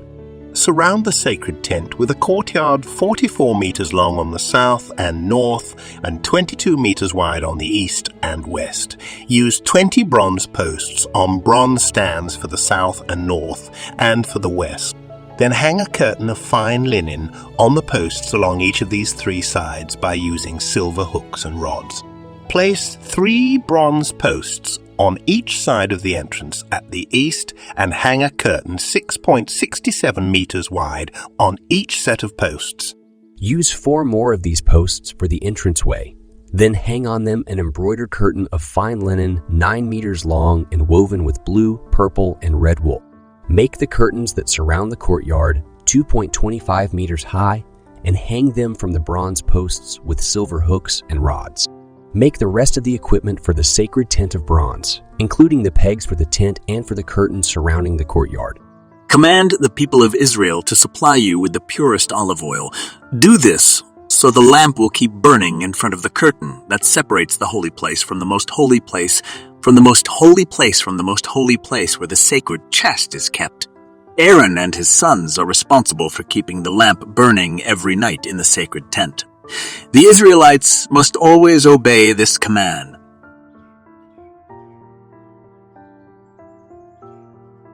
Exodus chapter 28. Send for your brother Aaron and his sons Nadab, Abihu, Eleazar, and Ithamar. They are the ones I have chosen from Israel to serve as my priests. Make Aaron some beautiful clothes that are worthy of a high priest. Aaron is to be dedicated as my high priest, and his clothes must be made only by a person to possess skills that I have given them. Here are the items that need to be made: a breastpiece, a priestly vest, a robe, an embroidered shirt, a turban, and a sash. These sacred clothes are to be made for your brother Aaron and his sons who will be my priests. Use only gold and fine linen, woven with blue, purple, and red wool for making these clothes. Make the entire priestly vest of fine linen skillfully woven with blue, purple, and red wool and decorate it with gold. It is to have 2 shoulder straps to support it and a sash that fastens around the waist. Put 2 onyx stones in gold settings, then attach 1 to each of the shoulder straps. On one of these stones, engrave the names of Israel's first 6 sons in the order of their birth, and do the same with his remaining 6 sons on the other stone. In this way, Aaron will always carry the names of the tribes of Israel when he enters the holy place, and I will never forget my people. Attach 2 gold settings to the shoulder straps and fasten them with 2 braided chains of pure gold. From the same costly material, make a breastpiece for the high priest to use in finding out what I want my people to do. It is to be 22 centimeters square and folded double with 4 rows of 3 precious stones. In the first row put a carnelian, a chrysolite, and an emerald. In the second row a turquoise, a sapphire, and a diamond. In the third row a jacinth and a daimony, an amethyst. And in the fourth row a jacinth, beryl, an onyx, and a jasper. Mount the stones in delicate gold settings and engrave on each of them the name of one of the 12 tribes of Israel. Attach 2 gold rings to the upper front corners of the breastpiece and fasten them with 2 braided gold chains to gold settings on the shoulder straps.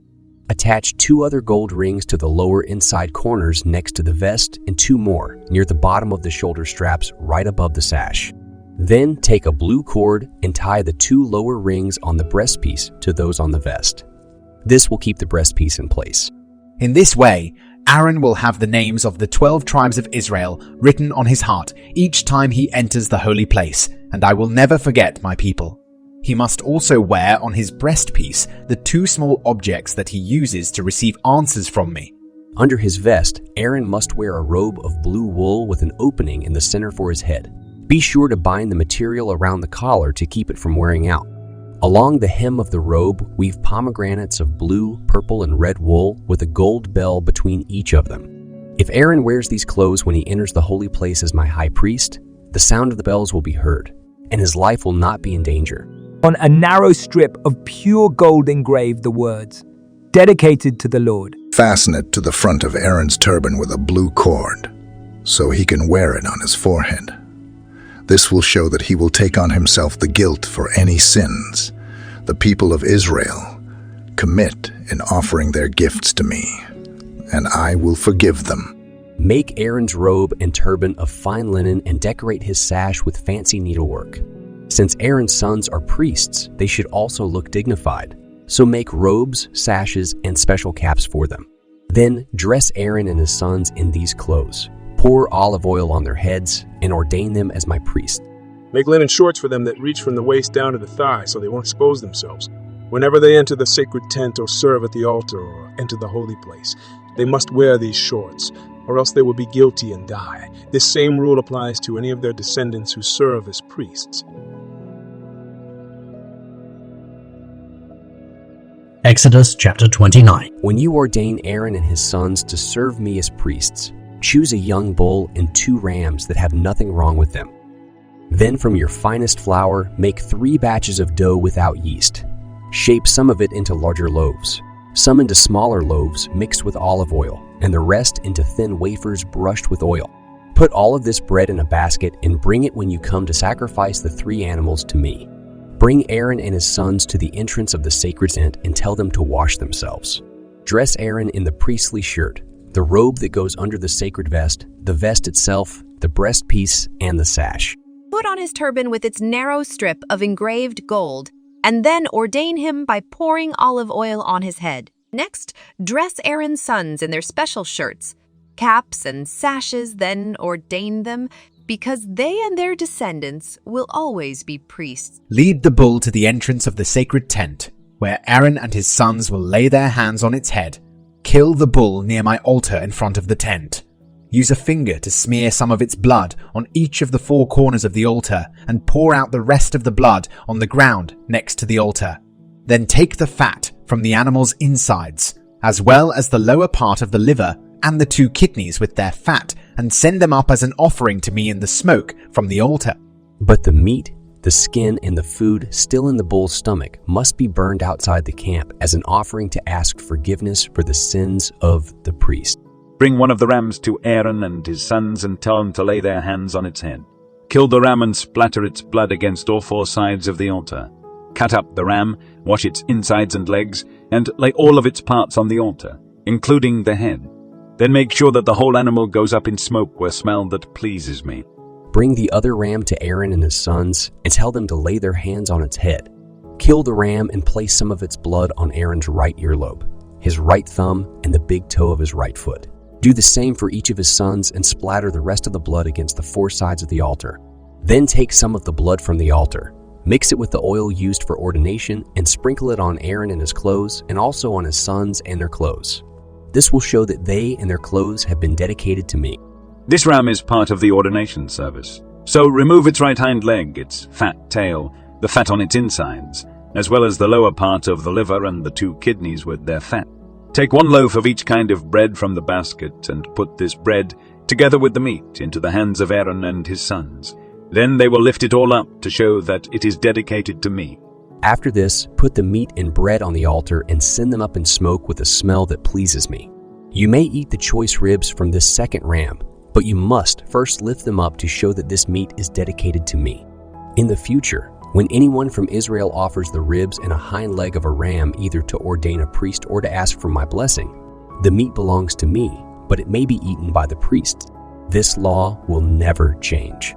After Aaron's death, his priestly clothes are to be handed down to each descendant who succeeds him as high priest, and these clothes must be worn during the 7-day ceremony of ordination. Boil the meat of the ordination ram in a sacred place, then Aaron and his sons are to eat it together with the 3 kinds of bread at the entrance to the sacred tent. At their ordination, a ceremony of forgiveness was performed for them with this sacred food, and only they have the right to eat it. If any of the sacred food is left until morning, it must be completely burned. Repeat this ordination ceremony for Aaron and his sons 7 days in a row, just as I have instructed you. Each day you must offer a bull as a sacrifice for sin and as a way of purifying the altar. In addition, you must smear the altar with olive oil to make it completely holy. Do this for 7 days, and the altar will become so holy that anyone who touches it will become holy.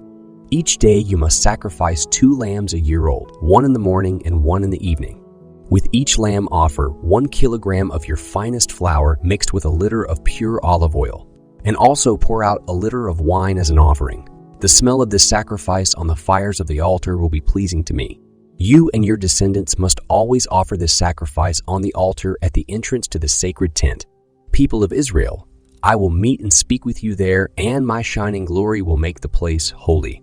Because of who I am, the tent will become sacred, and Aaron and his sons will become worthy to serve as my priests. I will live among you as your God, and you will know that I am the Lord your God, the one who rescued you from Egypt, so that I could live among you.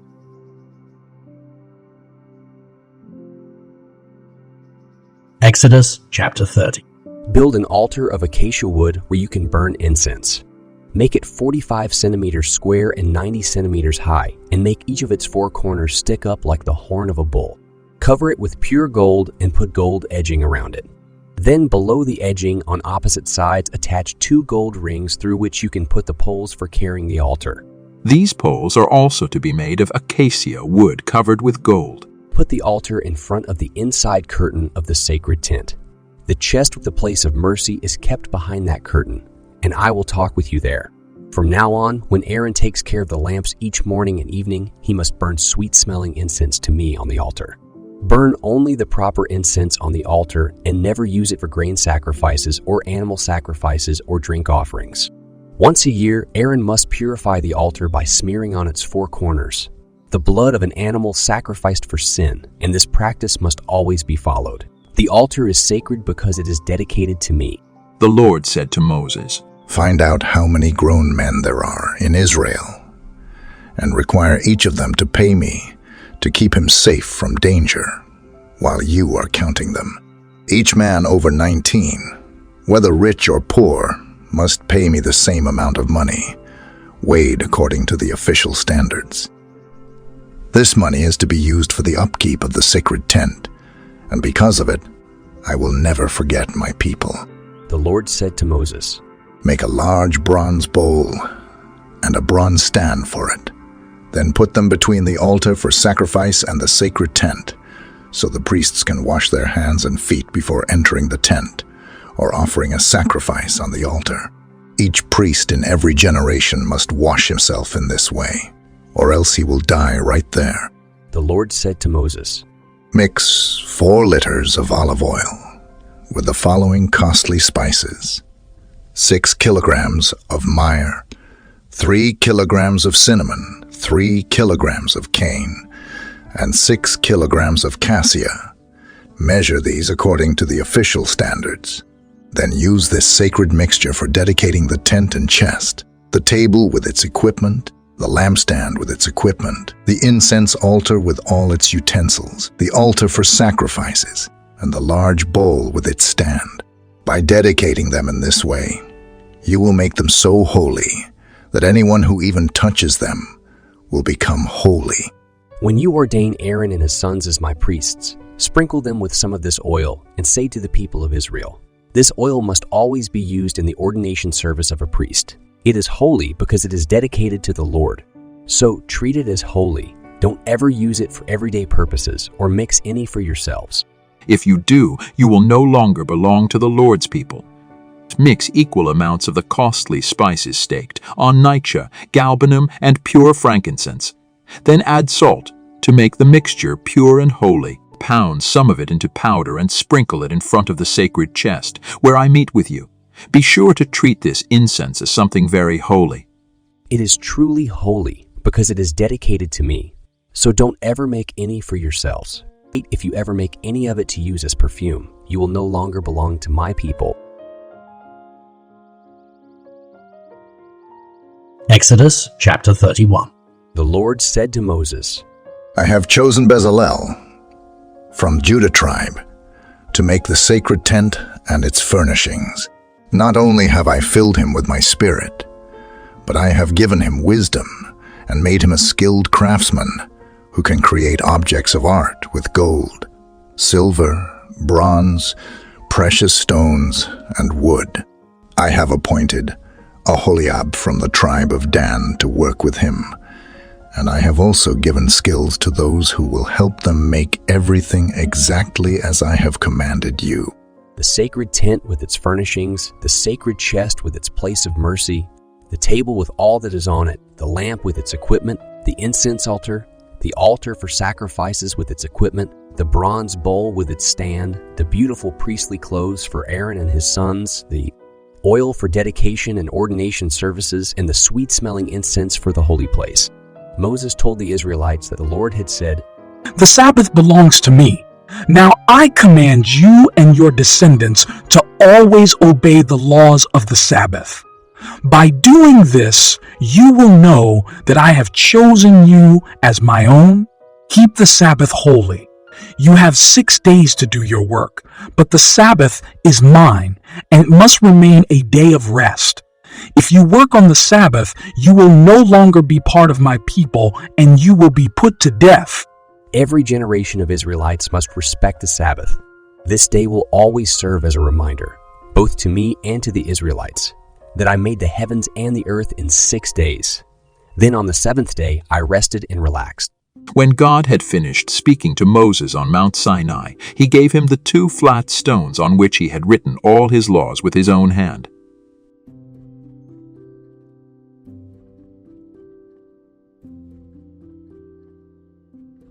Exodus chapter 32. After the people saw that Moses had been on the mountain for a long time, they went to Aaron and said, Make us an image of a God who will lead and protect us. Moses brought us out of Egypt, but nobody knows what has happened to him. Aaron told them, Bring me the gold earrings that your wives and sons and daughters are wearing. Everybody took off their earrings and brought them to Aaron. Then he melted them and made an idol in the shape of a young bull. All the people said to one another, This is the God who brought us out of Egypt. When Aaron saw what was happening, he built an altar in front of the idol and said, Tomorrow we will celebrate in honor of the Lord. The people got up early the next morning and killed some animals to be used for sacrifices and others to be eaten. Then everyone ate and drank so much that they began to carry on like wild people. The Lord said to Moses, Hurry back down. Those people you led out of Egypt are acting like fools. They have already stopped obeying me and have made themselves an idol in the shape of a young bull. They have bowed down to it, offered sacrifices, and said that it is the God who brought them out of Egypt. Moses, I have seen how stubborn these people are, and I'm angry enough to destroy them. So don't try to stop me. but I will make your descendants into a great nation. Moses tried to get the Lord God to change his mind. Our Lord, you used your mighty power to bring these people out of Egypt. Now don't become angry and destroy them. If you do, the Egyptians will say that you brought your people out here into the mountains just to get rid of them. Please, don't be angry with your people. Don't destroy them. Remember the solemn promise you made to Abraham, Isaac, and Jacob. You promised that someday they would have as many descendants as there are stars in the sky and that you would give them land. So even though the Lord had threatened to destroy the people, he changed his mind and let them live. Moses went back down the mountain with the 2 flat stones on which God had written all of his laws with his own hand, using both sides of the stones. When Joshua heard the noisy shouts of the people, he said to Moses, "A battle must be going on down in the camp." But Moses replied, "It doesn't sound like they are shouting because they have won or lost a battle. It sounds more like a wild party." As Moses got closer to the camp, he saw the idol, and he also saw the people dancing around. This made him so angry that he threw down the stones and broke them to pieces at the foot of the mountain. He melted the idol the people had made, and he ground it into powder. He scattered it in their water and made them drink it. Moses asked Aaron, "What did these people do to harm you? Why did you make them sin in this terrible way?" Aaron answered, "Don't be angry with me. You know as well as I do that they are determined to do evil. They even told me, 'That man Moses led us out of Egypt, but now we don't know what has happened to him. Make us a god to lead us.' Then I asked them to bring me their gold earrings. They took them off and gave them to me. I threw the gold into a fire, and out came this bowl." Moses knew that the people were out of control and that it was Aaron's fault. And now they had made fools of themselves in front of their enemies. So Moses stood at the gate of the camp and shouted, "Everyone who is on the Lord's side, come over here!" Then the men of the Levi tribe gathered around Moses, and he said to them, "The Lord God of Israel commands you to strap on your swords and go through the camp, killing your relatives, your friends, and your neighbors." The men of the Levi tribe followed his orders, and that day they killed about 3,000 men. Moses said to them, "You obeyed the Lord and did what was right, and so you will serve as his priests for the people of Israel. It was hard for you to kill your own sons and brothers, but the Lord has blessed you and made you his priest today." The next day, Moses told the people, "This is a terrible thing you have done, but I will go back to the Lord to see if I can do something to keep this sin from being held against you." Moses returned to the Lord and said, "The people have committed a terrible sin. They have made a gold idol to be their god, but I beg you to forgive them. If you don't, please wipe my name out of your book." The Lord replied, "I will wipe out of my book the name of everyone who has sinned against me. Now, take my people to the place I told you about, and my angel will lead you. But when the time comes, I will punish them for this sin." So the Lord punished the people of Israel with a terrible disease for talking Aaron into making the gold idol.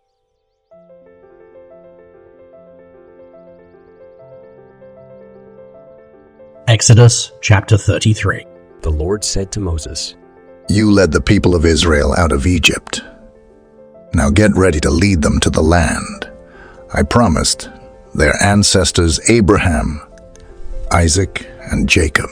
It is a land rich with milk and honey, and I will send an angel to force out those people who live there: the Canaanites, the Amorites, the Hittites, the Perizzites, the Hivites, and the Jebusites. But I will not go with my people. They are so rebellious that I would destroy them before they get there." Even before the Lord said these harsh things, he had told Moses, "These people really are rebellious, and I would kill them at once if I went with them. But tell them to take off their fancy jewelry, then I'll decide what to do with them." So the people started mourning, and after leaving Mount Sinai, they stopped wearing fancy jewelry. Moses used to set up a tent far from camp. He called it the meeting tent, and whoever needed some message from the Lord would go there. Each time Moses went out to this tent, everyone would stand at the entrance to their own tents and watch him enter. Then they would bow down because a thick cloud would come down in front of the tent, and the Lord would speak to Moses face to face, just like a friend. Afterwards, Moses would return to camp, but his young assistant Joshua would stay at the tent. Moses said to the Lord, I know that you have told me to lead these people to the land you promised them, but you have not said who will go along to help me. You have said that you are my friend, and that you are my friend, and that you are pleased with me. If this is true, let me know what your plans are. Then I can obey and continue to please you. And don't forget that you have chosen this nation to be your own. The Lord said, I will go with you and give you peace. Then Moses replied, If you aren't going with us, please don't make us leave this place. But if you do go with us, everyone will know that you are pleased with your people and with me. That way, we will be different from the rest of the people on earth. So the Lord told him, I will do what you have asked, because I am your friend, and I'm pleased with you. Then Moses said, I pray that you will let me see you in all of your glory. The Lord answered, All right, I am the Lord, and I show mercy and kindness to anyone I choose. I will let you see my glory and hear my holy name. But I won't let you see my face, because anyone who sees my face will die. There is a rock not far from me. Stand beside it, and before I pass by in all of my shining glory, I will put you in a large crack in the rock. I will cover your eyes with my hand until I have passed by. Then I will take my hand away, and you will see my back. You will not see my face.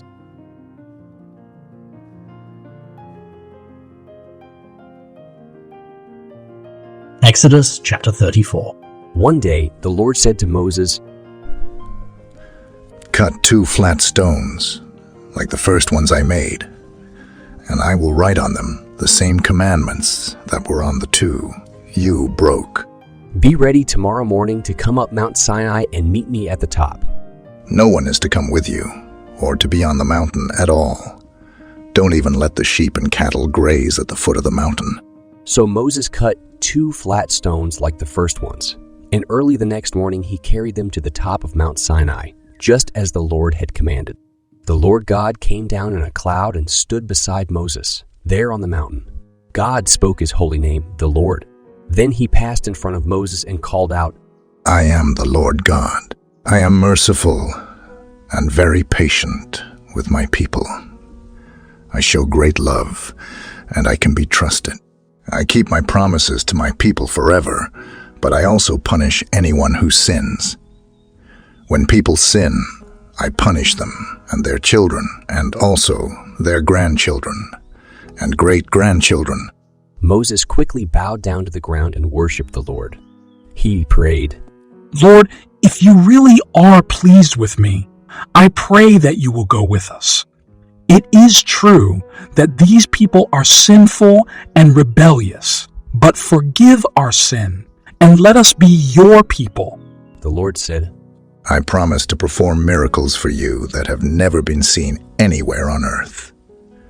Neighboring nations will stand in fear and know that I was the one who did these marvelous things. I will force out the Amorites, the Canaanites, the Hittites, the Hittites, the Hivites, and the Jebusites, but you must do what I command you today. Don't make treaties with any of those people. If you do, it will be like falling into a trap. Instead, you must destroy their altars and tear down the sacred poles they use in the worship of the goddess Asherah. I demand your complete loyalty. You must not worship any other god. Don't make treaties with the people there, or you will soon find yourselves worshiping their gods and taking part in their sacrificial meals. Your men will even marry their women and be influenced to worship their gods. Don't make metal images of gods. Don't fail to observe the festival of thin bread in the month of Abib.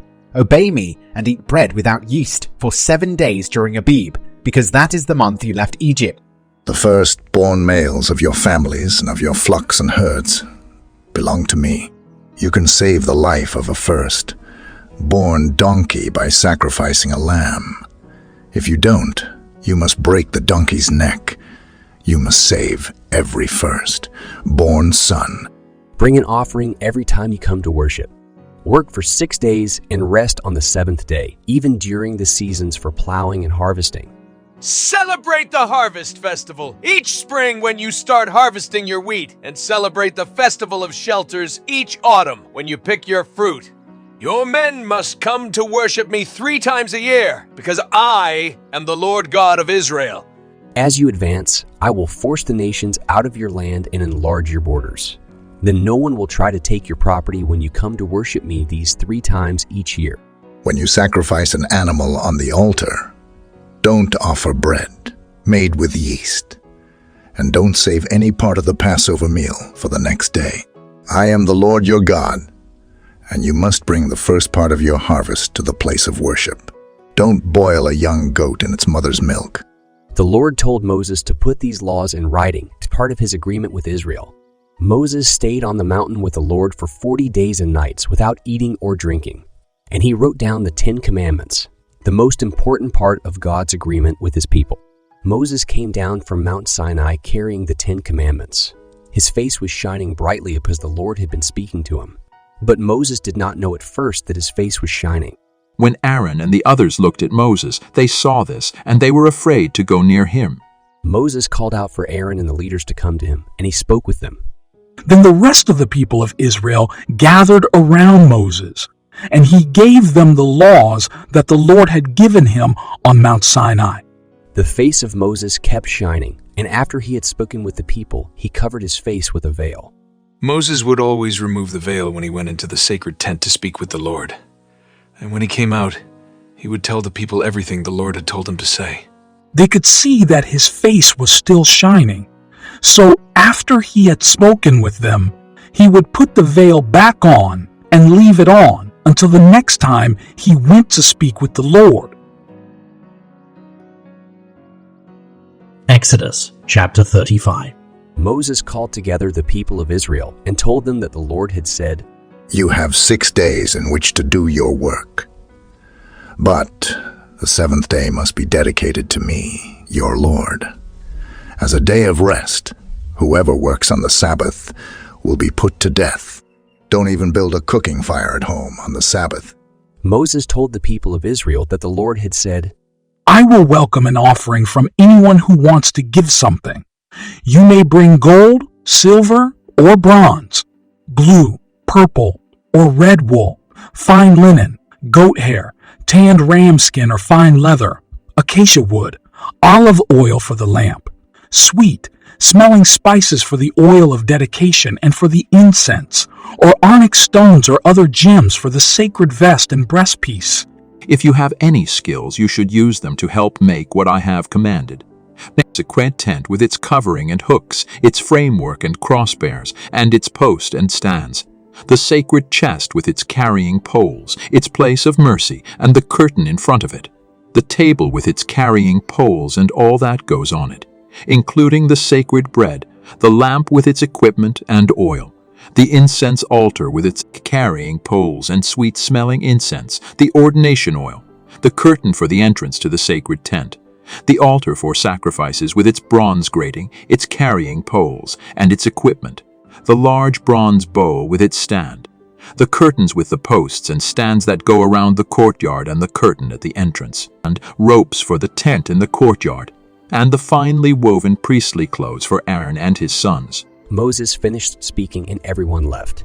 Then those who wanted to bring gifts to the Lord brought them to be used for the sacred tent, the worship services, and the priestly clothes. Men and women came willingly and gave all kinds of gold jewelry, such as pins, earrings, rings, and necklaces.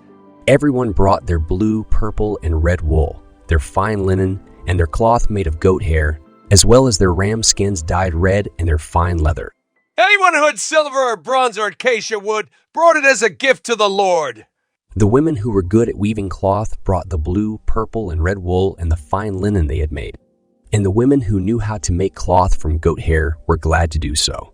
The leaders brought different kinds of jewels to be sewn on the special clothes and the breastpiece for the high priest. They also brought sweet-smelling spices to be mixed with the incense and olive oil that were for the lamps and for ordaining the priests. Moses had told the people what the Lord wanted them to do, and many of them decided to bring their gifts. Moses said to the people of Israel, "The Lord has chosen Bezalel of the Judah tribe. Not only has the Lord filled him with his spirit, but he has given him wisdom and made him a skilled craftsman who can create objects of art with gold, silver, bronze, precious stones, and wood. The Lord is urging him and Oholiab from the tribe of Dan to teach others." And he has given them all kinds of artistic skills, including the ability to design and embroider with blue, purple, and red wool and to weave fine linen. Exodus chapter 36. The Lord has given to Bezalel, Oholiab, and others the skills needed for building a place of worship, and they will follow the Lord's instructions. Then Moses brought together these workers who were eager to work, and he gave them the gifts that the people of Israel had donated for building the place of worship. In fact, so much was being given each morning that finally everyone stopped working and said, "Moses, there is already more than we need for what the Lord has assigned us to do." So Moses sent word for the people to stop giving, and they did. But there was already more than enough to do what needed to be done. The skilled workers got together to make the sacred tent and its linen curtains that were woven with blue, purple, and red wool and embroidered with figures of winged creatures. Each of the 10 panels was 12 meters long and 2 meters wide, and they were sewn together to make 2 curtains with 5 panels each. Then 50 loops of blue cloth were put along one of the wider sides of each curtain, and the 2 curtains were fastened together at the loops with 50 gold hooks. As the material for protecting the tent, goat hair was used to weave 11 sections 13 meters by 2 meters each. These 11 sections were joined to make 2 panels, one with 5 and the other with 6 sections. 50 loops were put along one of the wider sides of each panel, and the 2 panels were fastened at the loops with 50 bronze hooks. 2 other coverings were made, one with fine leather and the other with ram skins dyed red. Acacia wood was used to build the framework for the walls of the sacred tent. Each frame was 4 meters high and 66 centimeters wide, with 2 wooden pegs near the bottom. Then 2 silver stands were placed under each frame with sockets for the pegs so they could be joined together. 20 of these frames were used along the south side and 20 more along the north. 6 frames were used for the back wall along the west side with 2 more at the southwest and northwest corners. These corner frames were joined from top to bottom. Altogether, along the back wall, there were 8 frames with 2 silver stands under each of them. 5 crossbars were made for each of the wooden frames, with the center crossbar running the full length of the wall. The frames and crossbars were covered with gold, and gold rings were attached to the frames to run the crossbars through. They made the inside curtain of fine linen woven with blue, purple, and red wool and embroidered with figures of winged creatures. They also made 4 acacia wood posts and covered them with gold. Then gold rings were fastened to the posts, which were set on silver stands. For the entrance to the tent, they used a curtain of fine linen woven with blue, purple, and red wool and embroidered with fancy needlework. They made 5 posts, covered them completely with gold, and set each of them on a gold-covered bronze stand. Finally, they attached hooks for the curtain.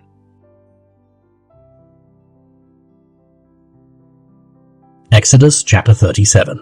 Bezalel built a chest of acacia wood 110 centimeters long, 66 centimeters wide, and 60 centimeters high.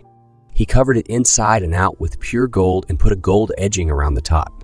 He made 4 gold rings and attached one of them to each of the 4 legs of the chest.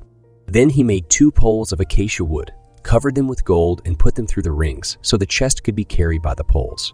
The entire lid of the chest, which was made of pure gold, was the place of mercy. On each of the 2 ends of the chest, he made a winged creature of hammered gold. They faced each other, and their wings covered the place of mercy. Bezalel built a table of acacia wood 88 centimeters long, 44 centimeters wide, and 66 centimeters high. He covered it with pure gold and put a gold edging around it with a border 75 millimeters thick. He made 4 gold rings and attached one to each of the legs near the edging. The poles for carrying the table were placed through these rings and were made of acacia wood covered with gold. Everything that was to be set on the table was made of pure gold. The bowls, plates, jars, and cups for wine offerings. Bezalel made a lampstand of pure gold. The whole lampstand, including its decorative flowers, was made from a single piece of hammered gold, with 3 branches on each of its 2 sides. There were 3 decorative almond blossoms on each branch and 4 on the stem. There was also a blossom where each pair of branches came out from the stem. The lampstand, including its branches and decorative flowers, was made from a single piece of hammered pure gold. The lamp and its equipment, including the tongs and trays, were made of about 35 kilograms of pure gold. For burning incense, Bezalel made an altar of acacia wood. It was 45 centimeters square and 90 centimeters high, with each of its 4 corners sticking up like the horn of a bull. He covered it with pure gold and put a gold edging around it. Then below the edging on opposite sides, he attached 2 gold rings through which he put the poles for carrying the altar. These poles were also made of acacia wood and covered with gold. Bezalel mixed the sacred oil for dedication and pure spices for the sweet-smelling incense. Exodus chapter 38. Bezalel built an altar of acacia wood for offering sacrifices. It was 2.25 meters square and 1.34 meters high, with each of its 4 corners sticking up like the horn of a bull, and it was completely covered with bronze. The equipment for the altar was also made of bronze. The pans for the hot ashes, the shovels, the bowls, the meat forks, and the fire pan. About halfway up the altar, he built a ledge around it and covered the bottom half of the altar with a decorative bronze grating. Then he attached a bronze ring beneath the ledge at the 4 corners to put the poles through. He covered 2 acacia wood poles with bronze and put them through the rings for carrying the altar, which was shaped like an open box. Bezalel made a large bowl and a stand out of bronze from the mirrors of the women who helped at the entrance to the sacred tent. Around the sacred tent, Bezalel built a courtyard 44 meters long on the south and north and 22 meters wide on the east and west. He used 20 bronze posts on bronze stands for the south and north and for the west. Then he hung a curtain of fine linen on the posts along each of these 3 sides by using silver hooks and rods. He placed 3 bronze posts on each side of the entrance at the east and hung a curtain 6.67 meters wide on each set of posts. For the entrance to the courtyard, Bezalel made a curtain 9 meters long, which he hung on 4 bronze posts that were set on bronze stands. This curtain was 2.25 meters high, the same height as the one for the rest of the courtyard, and was made of fine linen embroidered and woven with blue, purple, and red wool. He hung the curtain on the 4 posts using silver hooks and rods. The pegs for the tent and for the curtain around the tent were made of bronze. Bezalel had worked closely with Oholiab, who was an expert at designing and engraving, and at embroidering blue, purple, and red wool. The 2 of them completed the work that the Lord had commanded to be done. Moses put Aaron's son Ithamar in charge of the Levites who kept record of the metals used for the sacred tent. According to the official weights, the amount of gold given was a ton, and the silver that was collected when the people were counted came to 3.4 tons. Everyone who was counted paid the required amount, and there was a total of 603,550 men who were 20 years old or older. 34 kilograms of the silver were used to make each of the 100 stands for the sacred tent and the curtain. The remaining 30 kilograms of silver were used for the hooks and rods and for covering the tops of the posts.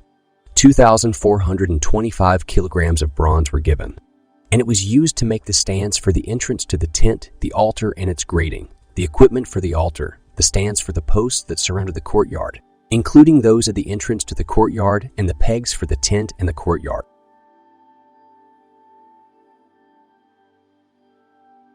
Exodus chapter 39. Beautiful priestly clothes were made of blue, purple, and red wool for Aaron to wear when he performed his duties in the holy place. This was done exactly as the Lord had commanded Moses.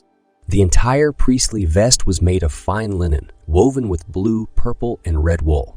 Thin sheets of gold were hammered out and cut into threads that were skillfully woven into the vest. It had 2 shoulder straps to support it and a sash that fastened around the waist. Onyx stones were placed in gold settings, and each one was engraved with the name of one of Israel's sons. Then these were attached to the shoulder straps of the vest, so the Lord would never forget his people. Everything was done exactly as the Lord had commanded Moses. The breastpiece was made with the same materials and designs as the priestly vest, as 22 centimeters square and folded double with 4 rows of 3 precious stones, a carnelian, a chrysolite, and an emerald were in the first row.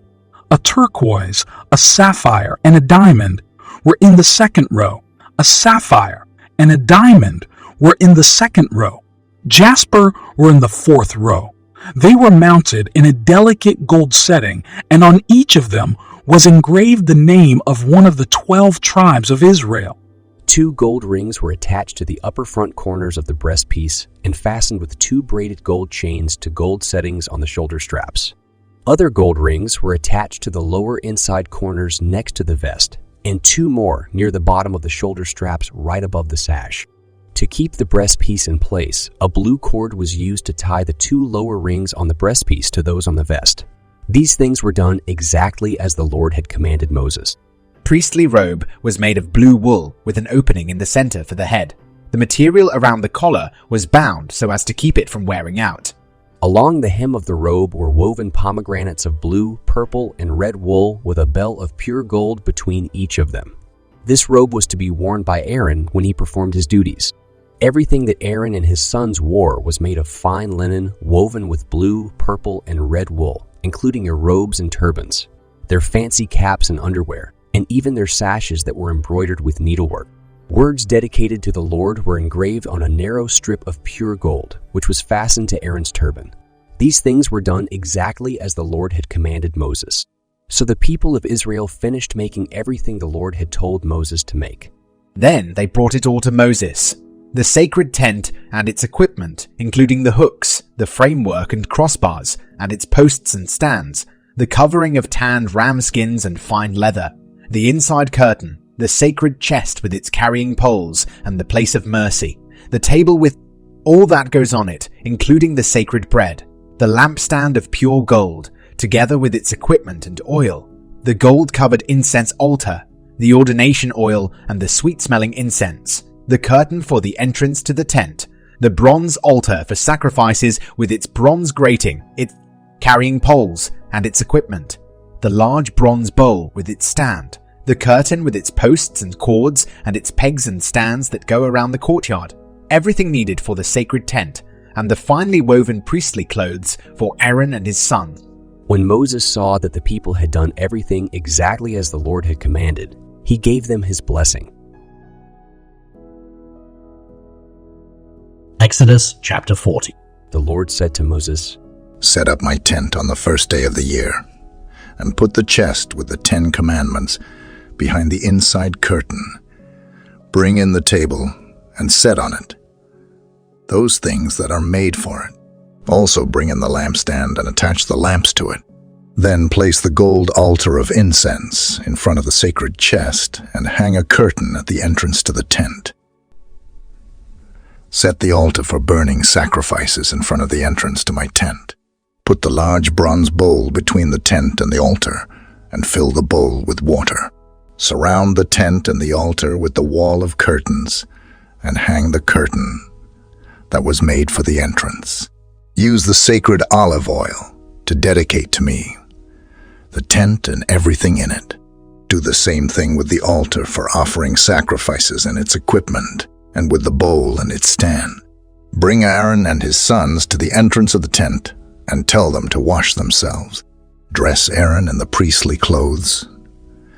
Then use the sacred olive oil to ordain him and dedicate him to me as my priest. Put the priestly robes on Aaron's sons and ordain them in the same way.